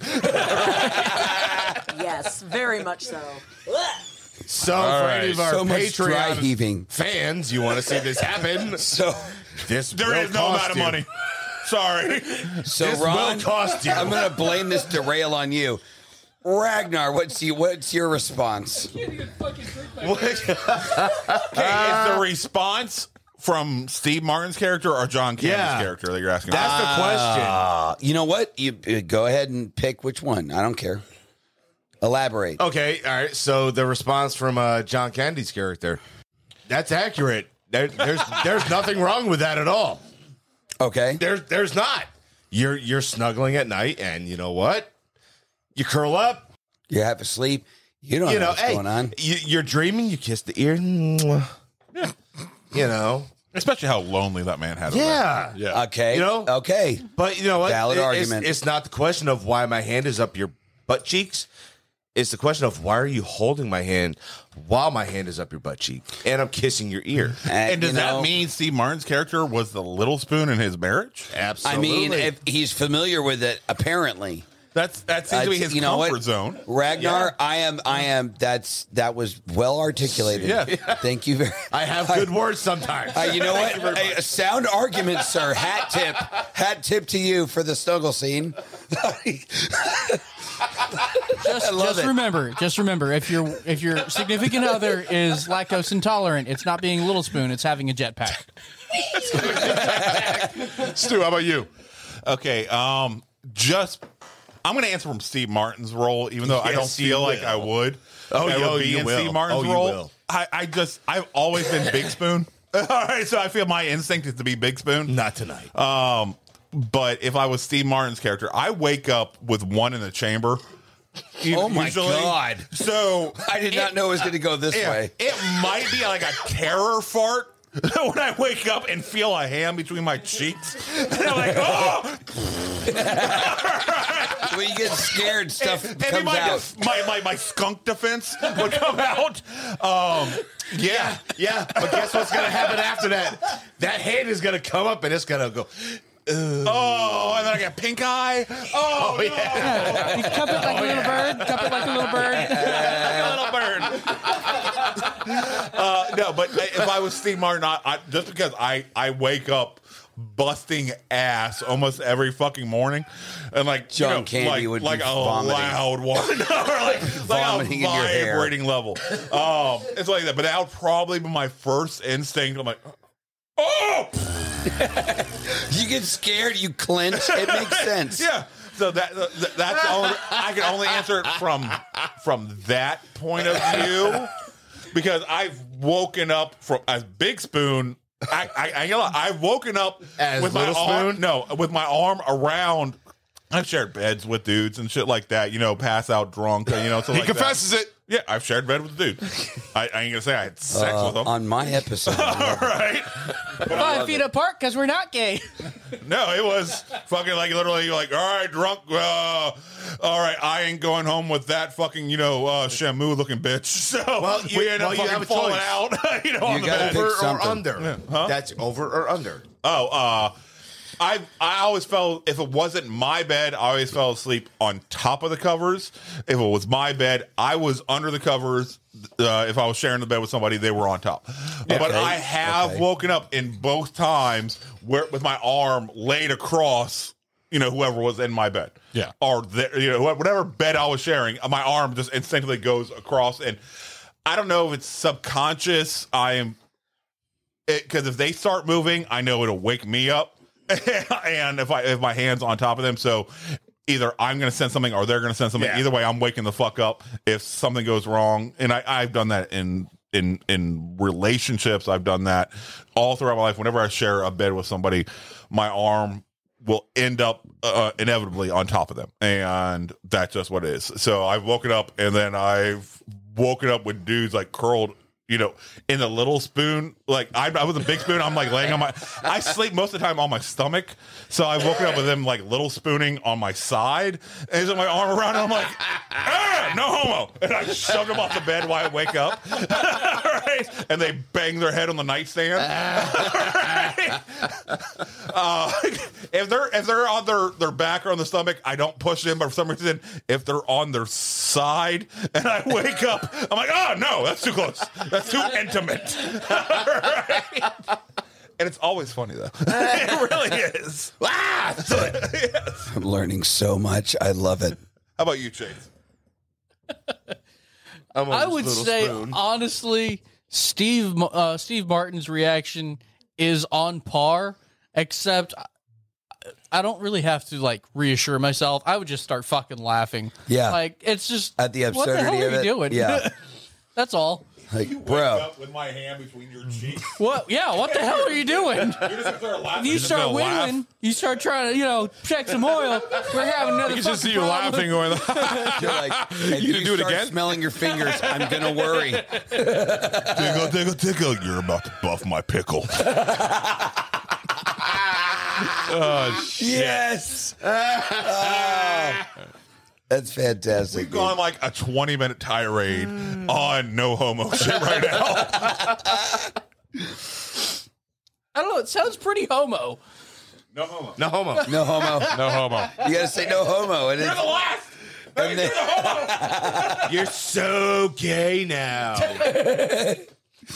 Oh, it's good stuff. That's like an 80s thing. Speaking of which, Tom Hanks, you got AIDS. so Does he have AIDS? Fuck. oh my god, In what was the movie? Oh. Tom Hanks, where he had AIDS. Philadelphia. Philadelphia. Thank you. I thought you meant like real life. No, Jenny had AIDS. Jenny had AIDS. Jenny had AIDS, and Tom Hanks had AIDS. It's got in different it's, movies. called it's got Tom Hanks in it. He's always got a shtick. I've got AIDS. In the Burbs, he ended up giving everybody AIDS. For those of you that have AIDS, we Sammy's apologize. like, what? Did Barrel I Age not see Flix that cut loves of the you, film? and we hope you recover. I apologize for the AIDS thing. My dad So- died from AIDS. There's no recovery. Okay, well, it's never mind. I'm Never allowed mind. to, once again, I'm allowed to make fun of Never mind, AIDS. Stu's allowed, so we're covered. It's all right. So And not HIV, full blown AIDS.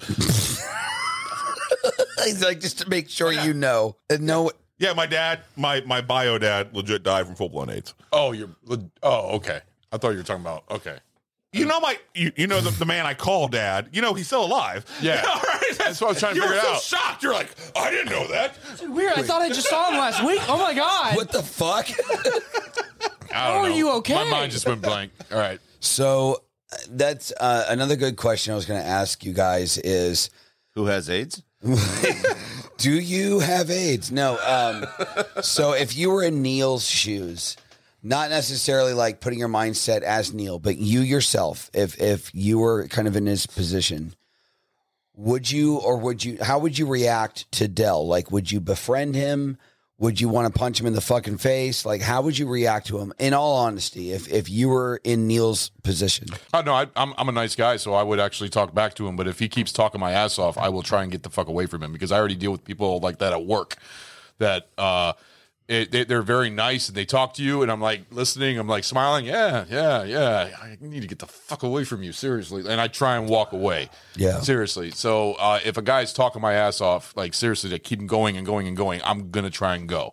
I can't deal with shit like that. We all may picture ourselves one way, but what about if we vote on how people actually perceive that person as a Neil or a Dale?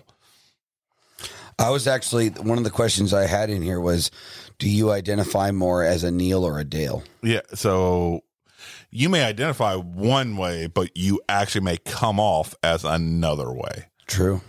All right. So I think what you put out to society is more of a tell than what you may think, because we all are the hero in our own stories, right? Yeah. Yeah. All right. But somebody else looking in on it, like, oh, yeah, that dude's a fucking douche. Okay, so all right, so how everyone else here perceives the way that either a Neil or a Dale, the way that you would be. Yeah, like you are. They are. So- We'll have to agree that Neil and Dale are polar opposites. Absolutely. So I will throw so this. I think we vote on who each person on the show, between those two characters, we view them as. Okay. And then we ask, what do you view yourself as? There you go. That's it. I like it. That's good. Okay. Do you want me to lead off with that? sure. So I'll lead off with it. So I would think that you guys, and I will get your opinions, like you said, I would think that you guys would consider me more of a Del than a Neil. Yes. Based off my personality on this show and like your interactions with me. Fair? I'm going to agree with that. I would agree. Yeah. So I would say, though, society, like as a whole, if you're a person I don't know, I would see myself coming off as more of a Neil. Like, I'm polite enough to get in and out of the fucking interaction because I don't know you. I don't want to know you. But like, once I actually get to know somebody and they are, I'm like, okay, this is a person that's in my life. They're a friend of mine. This isn't just a one and done interaction. That's when the Del comes out. This is hard because really I'm going to disagree. I think based on my first interaction with you, with how open and friendly and welcoming you were. Yeah. All right. You were more of a Dale to me. You have always come off as somebody who's opening and welcoming.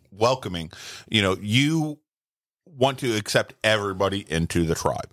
And I feel that you go out of your way to make everybody feel welcome, which is a good thing. It's a wonderful thing. I am not judging at all. I feel you are more of a Dale in that personality.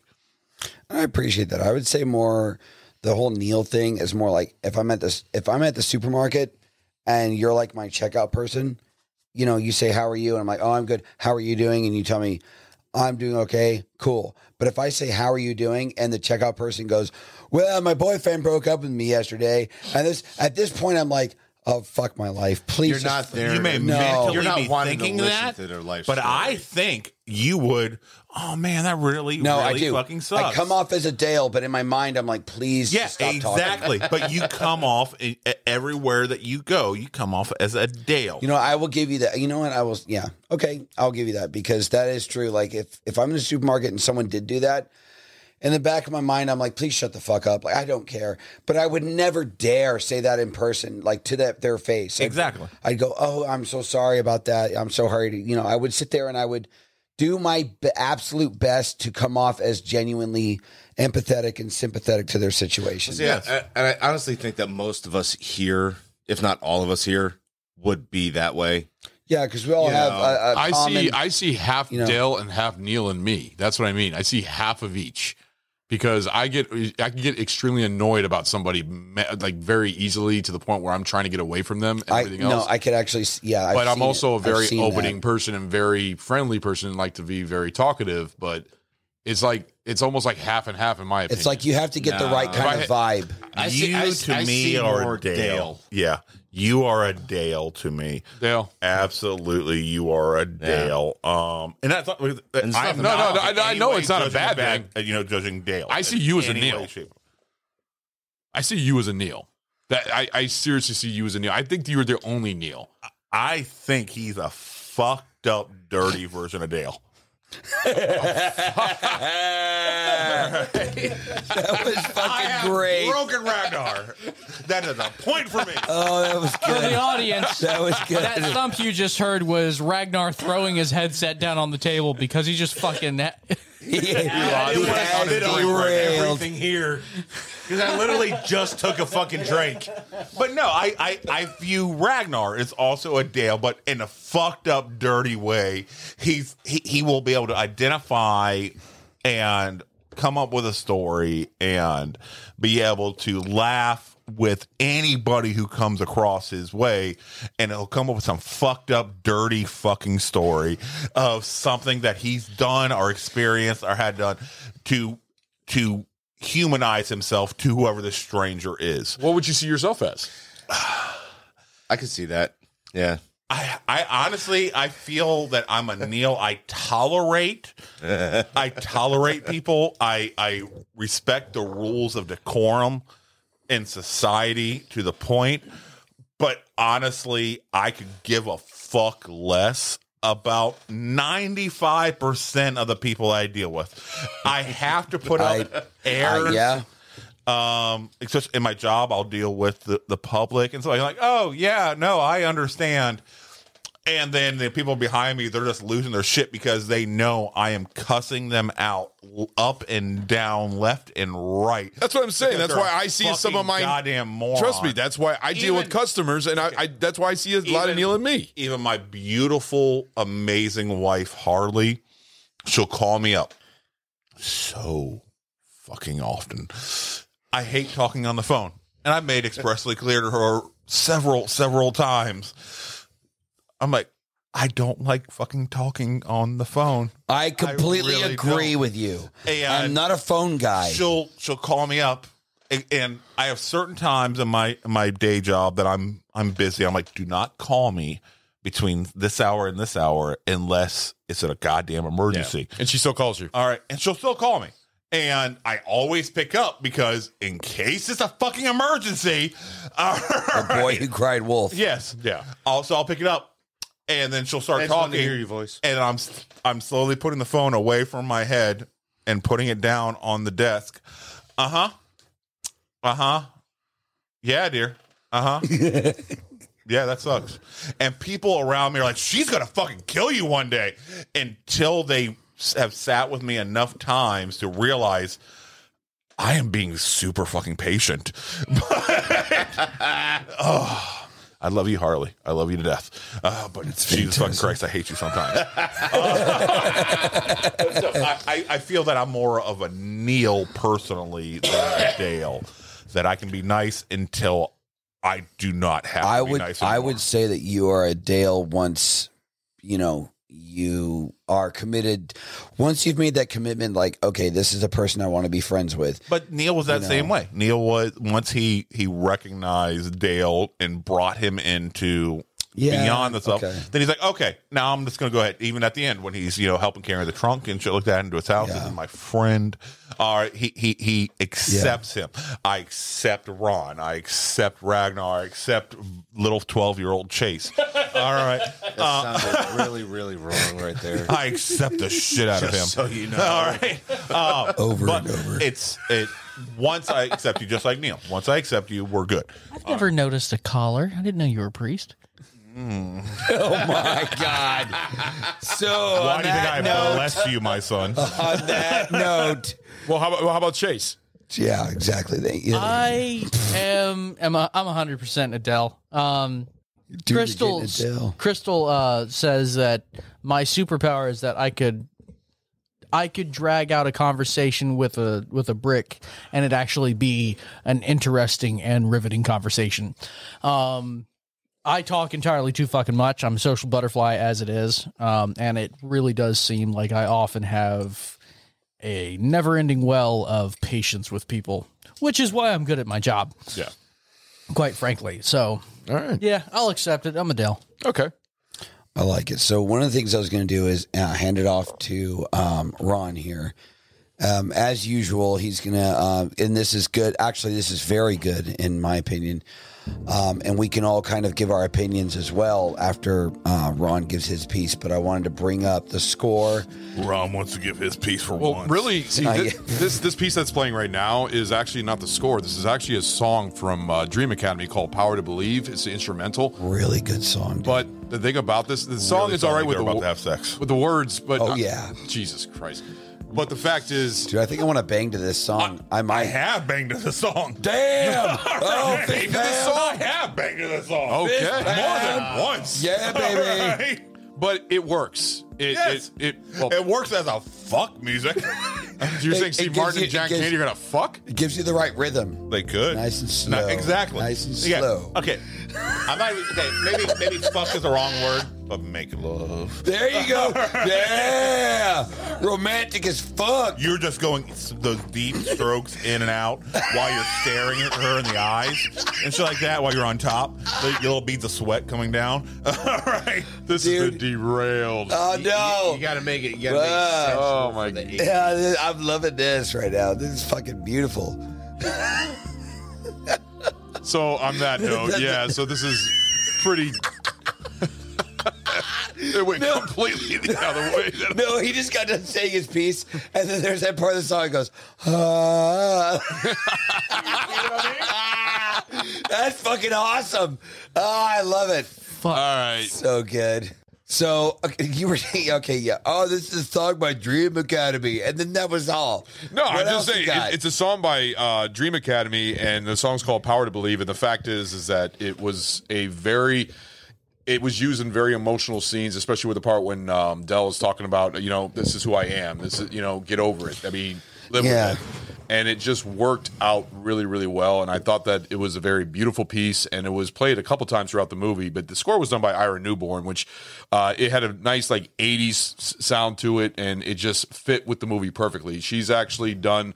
Ira's actually done scores for other John Hughes films, but I really enjoyed it. I think it fit perfectly in the story and how it was used and everything else. So, and I was going to point out that it's actually very, very, very interesting because you hear this music and you automatically know that this is a John Hughes film because in all of his films, he had a very similar sort of synthesizer vibe. Staccato synth. Very 80s, dude. And I honestly, I can say like all the different movies he's done, like, 16 Candles, Ferris Bueller's Day Off, all these, including this one, like they're similar, but they're very good, man. They're like they are very, very, very good at capturing the exact emotion that you should be feeling during that moment. Yeah. It's great. I think it's wonderful. Oh yeah. You just looked at me like you were expecting me to say something. That was great. No, because like I'm kind of like Don't stuck. make eye contact like that during the music. Makes it really fucking Oh, weird. it is so good. So, oh my god! All right, so squeeze in there. A couple of things I wanted to just kind of point out, and if, like for instance, Stu, if you had more factoids, or if you guys have any other information you want to throw in there, go ahead. I got one. This is kind of like, go ahead. So the ending we see was not the original ending. Of course not. Really? Yes. That's pretty normal for John Hughes. It was a good fucking ending, though. It was a great fucking ending. Well, do explain. I want to hear. So the original ending that he had scripted was one, John Candy's character, you weren't supposed to like. You really were not actually supposed to like. Yeah. John Candy brought that to the screen. It's his personality, man. You can't help but like the guy. So the original one was John Candy. After they split at the end when they got to Chicago, John Candy then ends up following Steve Martin's character back to his house and kind of like a stalker almost. And then Steve Martin like, oh, this lovable fucking idiot. All right, fine. Fucking come into my house. All right. And, carries the fucking trunk in and, this is my friend. But after Hughes saw that, he's like, God damn it. This doesn't feel right because that doesn't feel right. We're not supposed to like this fucking asshole, but we do. Yeah. We fucking do. Because he's a flawed human, and in the end, we realize that we're all flawed. So there's a moral to the movie. So the scene where they see Steve Martin kind of looking fucking longingly while he's thinking about the shit, that was actually an outtake right there. That was actually in between scenes where Steve Martin was just thinking about his lines and the upcoming one. They actually had cotton film, so he decided to go ahead and enter that in. He called John and Steve back to shoot the scene in the train terminal, the bus, whatever you fucking call it, and stuff like that. That's why it was empty, and so like there wasn't anybody there. He called them back afterwards. Just the two of them to go ahead and redo that stuff of Steve coming back and hey, no, what are you doing? Come back with me, and stuff like that, and recut it so it looks like Steve initiated John to come back with him and be accepted as family. It's like that. So, and that's that whole bit at the end was literally thrown together the last fucking minute, and they only had to reshoot one fucking scene afterwards in order to make everything else work. See, I'm glad they made that. Same change. here, absolutely. Because John Candy's character is very flawed. He's a pain in the ass in many regards, but at the end of the day, you sort of like peel back the onion, so to speak. You pull back the layers, And you realize that this guy, for whatever flaws he has, he's annoying in some regards, but he has got the biggest heart. And you realize that like a friendship with this dude is not something you want to pass on, because he gives you that vibe of like, it's 2 a.m, you got in a car accident, you're fucking hurt. He is there for you. He is the guy you call because you know he'll fucking drop everything and he'll be there for you. Yeah. Oh, yeah. So it's... You can see that even the beginning when he's dealing with the hotel clerk, and the hotel's like, "Hey, Dale, how you doing, bud?" And stuff like that. This is somebody he just sold shower rings to. Yeah. Who knows how fucking long ago? Yeah. But he left a strong enough impression on this guy that he's welcoming him as family. Yep. And that's, and it's kind of interesting because one of the things I was going to point out is that things go wrong throughout this film. That's not questioned at all. But I noticed that the moments that did go right and where things did start to there was some progress, there was some breakthrough. It was never when Neil tried to do it on his own. No. Whenever Neil tried to do shit his way, he tried to go, hey, let's separate. It never fucking worked out. And it actually got worse, like way worse than when he was with Dell. And it seemed like no matter how shitty things got, when Neil and Dale were together and they put their minds together, it's 2 pieces to a pod. They always sort of succeeded. They overcame and continued on in their journey. Well, when it was Dale's fucking doing and Neil was just the fucking the money guy, Dale was the fucking Dale was like one who had the fucking genius. He's the idea guy. Yes. He's the brains behind things, which is so funny because he comes off as this giant goober, kind of doofy kind of guy, but he's actually very smart and he's very like savvy and knows what to do. Gets the room. He the fucking figures out the tickets. Exactly. Figures out the car rental. He does all this shit. He's able to fucking make things work in a shitty situation. Uses his diner card. Yeah. Like it was awesome. So it still works. Do you guys have any other like opinions or factoids or anything you want to throw out there about the genius? Yeah, what the fuck is a diner's card?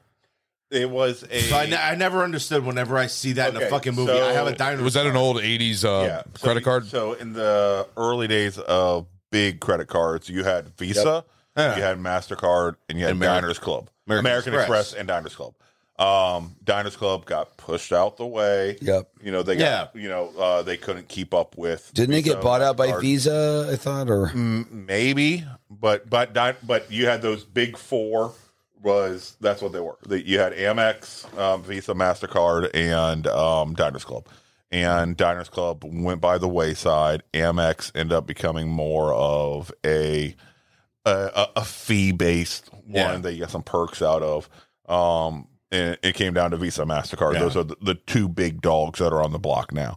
But Diners Club, for a while there, was one of the top four. Credit. Yeah, okay. And that's why you had Dale referencing, all right, if I use one of my discount cards, he's referencing because they weren't one of the big four what he was using. They were basically just the cheapo knockoffs. Yeah, and that's why he even looked like a Diners Club card, because it was trying to be a cheapo knockoff.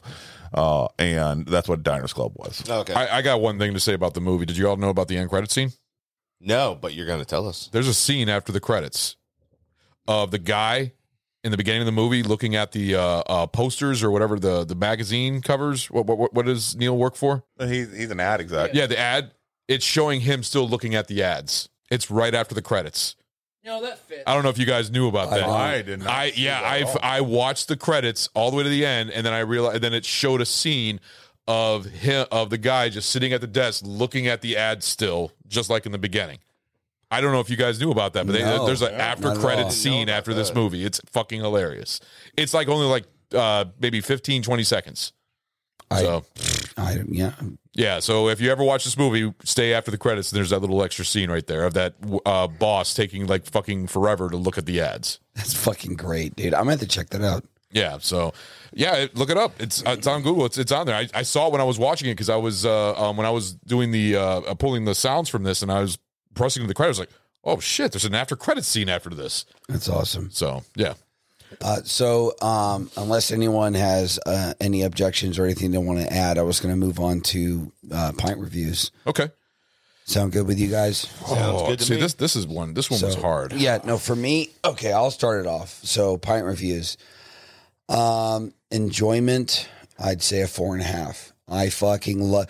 I'm surprised. Like I said, watching it the second time, I was really able to fully appreciate the comedic genius of this particular. John Hughes has made a lot of good films. This is definitely one of the top tier of his career, in my opinion. This film, the comedy was genius. The timing was good. Steve Martin and John Candy, as we've said in this show, they worked off each other perfectly. Like it was great. Yeah. So absolutely 4.5. Critically, I'd give it a 4. I really would, because out of all of John Hughes' movies and in that era of, those comedies for its time, I would definitely say it's definitely memorable, and it's up there in the upper echelon for its time period and for what it was. The soundtrack, the flow of the movie, the comedy that in this film, there was nothing forced. Everything sort of flowed naturally and effortlessly. It was very well executed. You had two big, huge comedy veterans in this movie that showed why they're veterans in Hollywood, because they've got that experience. They're fucking masters at what they do. And it was overall, I think it was an excellent film for its time and for what it was and the genre that it was in. This is what I'm going to give it. Critically, I'm going to give this a 4.5, because this is, to me, a standout comedy. This is a very nice. It's one of those comedies that it's not where it's got just a few places where it's funny. It's funny throughout the whole movie, and it's touching. It's evenly touching and fucking hilarious. Nice. Great fucking scenes. The overtop comedy were just perfect in it. Everything about it. John Candy nailed it out of the park in his role as Del, and Steve Martin as Neil. I mean, the guy, you could tell how frustrated. He played such a great frustrated man dealing with Del's bullshit and everything else. But just them together, the chemistry between both of them was just goddamn perfect. They just did so well together. Now, if I were to get this enjoyment, I'm sorry, I'm going to give this a 5. Seriously, I will give an enjoyment for 5, because this is, to me, one of the best comedies out there. This is a beautiful, great, touching comedy. I'd have to give this one a 5. If I see this on TV, like we say before, I'd watch it again. I would watch it. I would put it right there and just keep watching it. I would recommend this to anybody. I would let my kids watch this. I mean, seriously, I would let my kid watch this now. There's nothing other than they hear fucks from me all the time. I mean, because you're a bad parent. I'm a horrible father, but seriously, always cussing.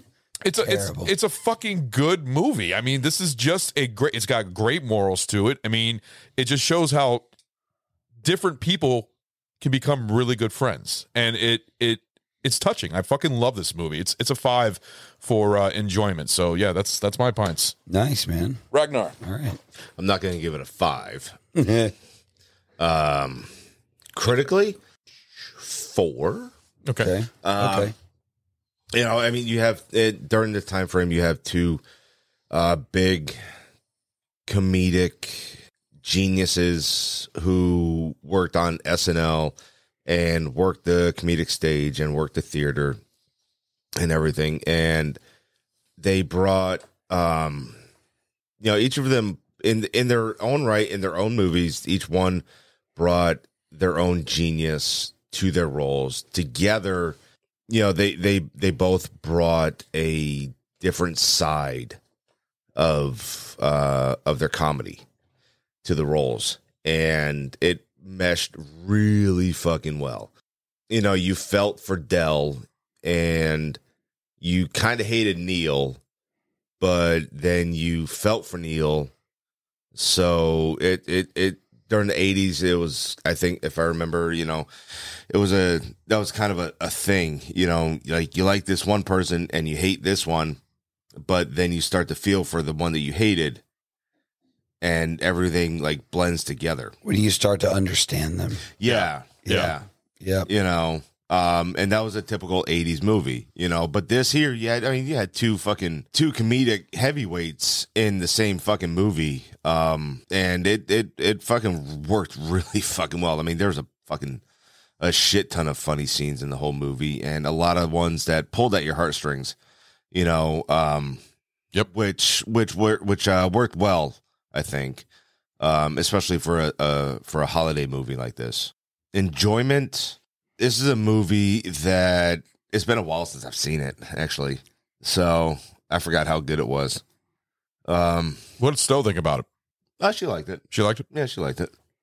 Because that was her first time watching it, I think, from what she said. Yeah. Yeah, it was her first time watching it. Hold on. You were judging Chase for just seeing. Oh, no, I judged Snow. Trust me. I told her. I was a little shocked. Trust me, when she told me it was her first time, I was like, are you fucking kidding me? Like, I was shocked. I judge her every day of her life. Nice. I make her known.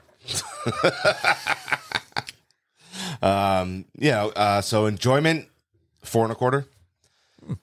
Okay. It's still a great movie. It really is. It's got a fuck ton of funny parts in it, and a lot of good serious parts in it as well. And it's a very, very good balance. Exactly, even. Yep. It's pretty fucking even, and there's nothing that's over the top or nothing that like needed to be picked up or whatever.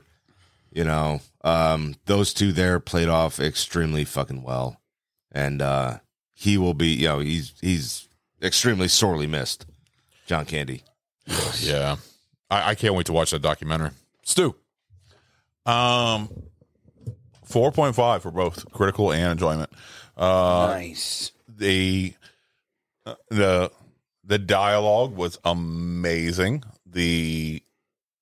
As much as I would love to see a 4-hour version of it, I thought the pacing that they actually did put on film very interesting. Yeah, but I thought the pacing really worked well. Like the extended or the everything that's cut out of it. Yes, I think would be. But that would just be sugar on the cake. But just on the original movie itself, what they showed us worked really fucking well and made you care about these characters. There's not a single bad acting throughout any of them. Everybody was believable. Yes.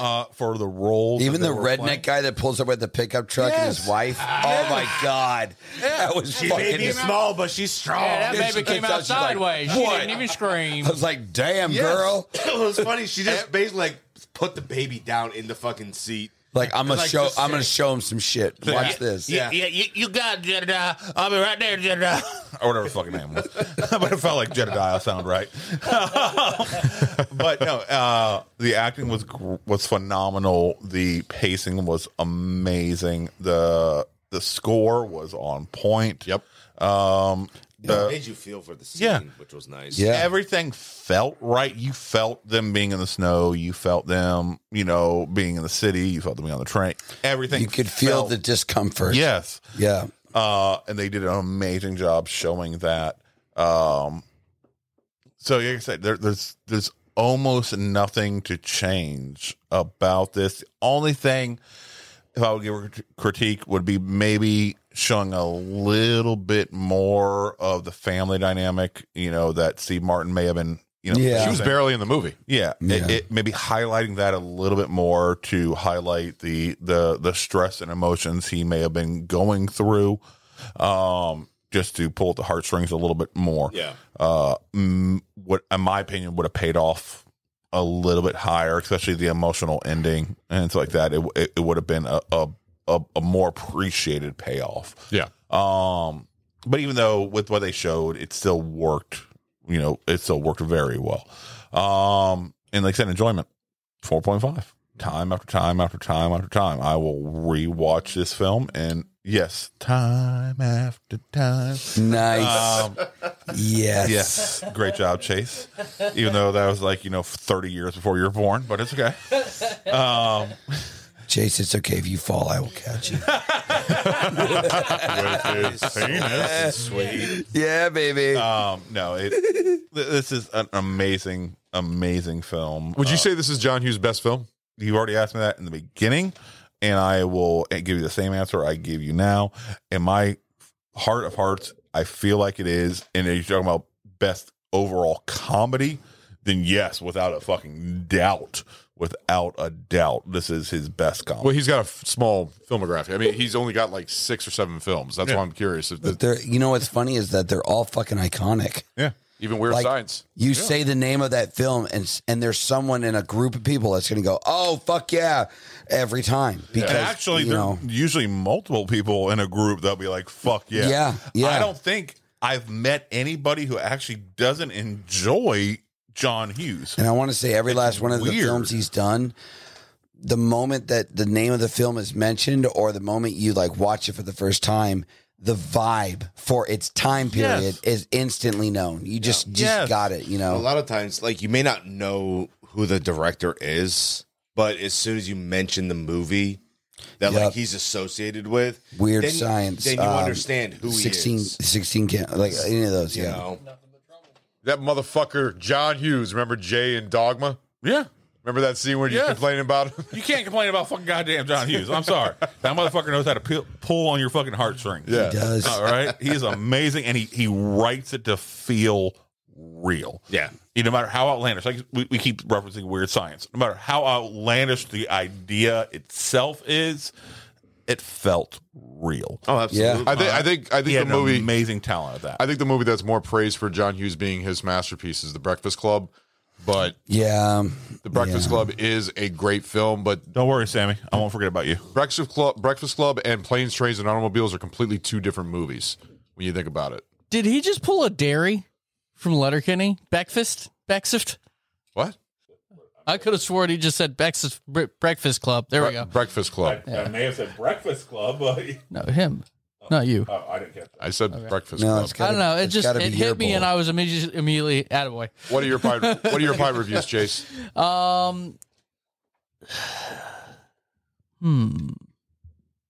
So when I came into this, I was absolutely going to give this an enjoyment rating of like 2. Oh my god! What?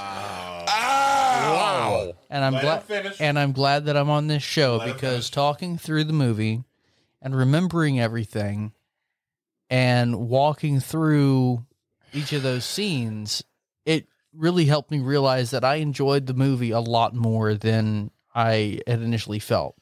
And I think the reason for that is because I was watching this, 1, for the first time, and 2, trying to be in a critical mindset of it. Yeah. Critically, it was composed well. The acting was fantastic. It's not like you had to have a giant budget for visual effects. Like, for fuck's sake, it's just a drama. It's a road movie. Yeah. It's a great movie. Critically, 4 all day. All right. Now that we've talked through it and gone through it, and I've, had a chance to really reflect and enjoy what I just watched last night, I think I've got to give this at least a 3 3/4, but maybe even a 4. Okay. You know what? This is a moment in time that we should all stop and appreciate. Is that due to education and getting a different opinion of a film, we are able to take one of us out of this group and bring the opinion higher for a film. I think that's a monumental moment. Yeah, I mean, quite a bit, actually. And also, that's you guys awesome. missed something. This is the 3rd movie we've reviewed with John Candy in it. He is Hall of Fame. Nothing But Trouble. Oh, shit. Spaceballs. Yep. And Booyah. Planes, Trains, and Automobiles. John Candy, you John are Candy is the a man. BAF Hall of Famer. Yeah. Put him out. I will add him to the list. I can't wait for that documentary. It's So gonna be overall, thank you for recommending me to watch this movie and having me on this show. great. Really? Oh, you're very welcome. So that might be a problem. I am understanding where Chase is coming from when we are doing episodes that maybe some of us have not seen the film before. If we're only giving it that first watch, and I know it seems like a nostalgia rating. Exactly, it's just enjoyment. But if we're just giving that first, we know it's going to be our first and only watch of this film before we record. I do agree with Chase. I'm looking at stuff more critically rather than just being able to turn my brain off and enjoy the film for what it is, and maybe looking for reasons to pick apart the film, from the more professional side of it, than rather than just sit back and turn our brains off. And this is the first time I've heard Chase actually mention that potential effect, because I've seen 90 to 95% of the films that we have reviewed already, and previously in my past, I'm able to walk myself back to just being able to enjoy it as just the layman watching the film versus watching it and reviewing it as a critic, which I'm trying to do for this show. Which episode was it that we started with the two? Was it 1 hour photo? Yeah. Okay, that's what I thought. But I will say though, having said that though, it was absolutely 1 hour photo that we came up with the enjoyment and the critical reviews. Yeah, and I will say that I don't think you were part of that. That was a small batch. Kind of reconfirming my opinion of the film, and going piggybacking off of what Stu's saying. That was the whole thing. Is that the ratings I'm giving it is based off of my second experience. I don't have a lot of nostalgia for this film. It's not a tradition for me like it is for some people. It's gonna be now because like I said, the second time I watched it was after having not seen it in probably over a decade. So I was watching with fresh eyes because there was a lot of scenes that even Ron was like, "You don't remember this?" And I'm like, "Dude, it was like fucking over 10 years ago last time I saw this film," and yet I watching it in a new unit of time with a different mindset. I was able to enjoy it and appreciate even more because I was able to see the artistic genius. It gets, like I said, it gets better through time. The comedic timing. You really get a real sense for the fact that you've got veterans that are masters at their craft in this film. And it was, I appreciated it even more. So they truly were able to play off of each other and boost themselves on top of being that A-list of their craft. Absolutely. They were able to elevate each other. Yeah. Yes. So from here, I'll wrap it up just saying that I was incredibly honored to be able to do this film. I'm glad I made this pick. Yeah. Yep. I think Thanksgiving season, this is the first film that comes to mind. And as Ragnar pointed out, there's a reason for it. So this film was, a giant in its era. It was fantastic. I'm very excited and happy for all the input you guys have given and the reviews that I've heard. Yes. Overall, absolutely. This was a great film, and it was fun. I'm so glad we got to do it together. So, and BAF wishes everybody a happy Thanksgiving. Happy Thanksgiving, you guys. Happy Thanksgiving, everybody, and don't forget to check out our Patreon. Yes. Yeah. Plug it. Turkey cock.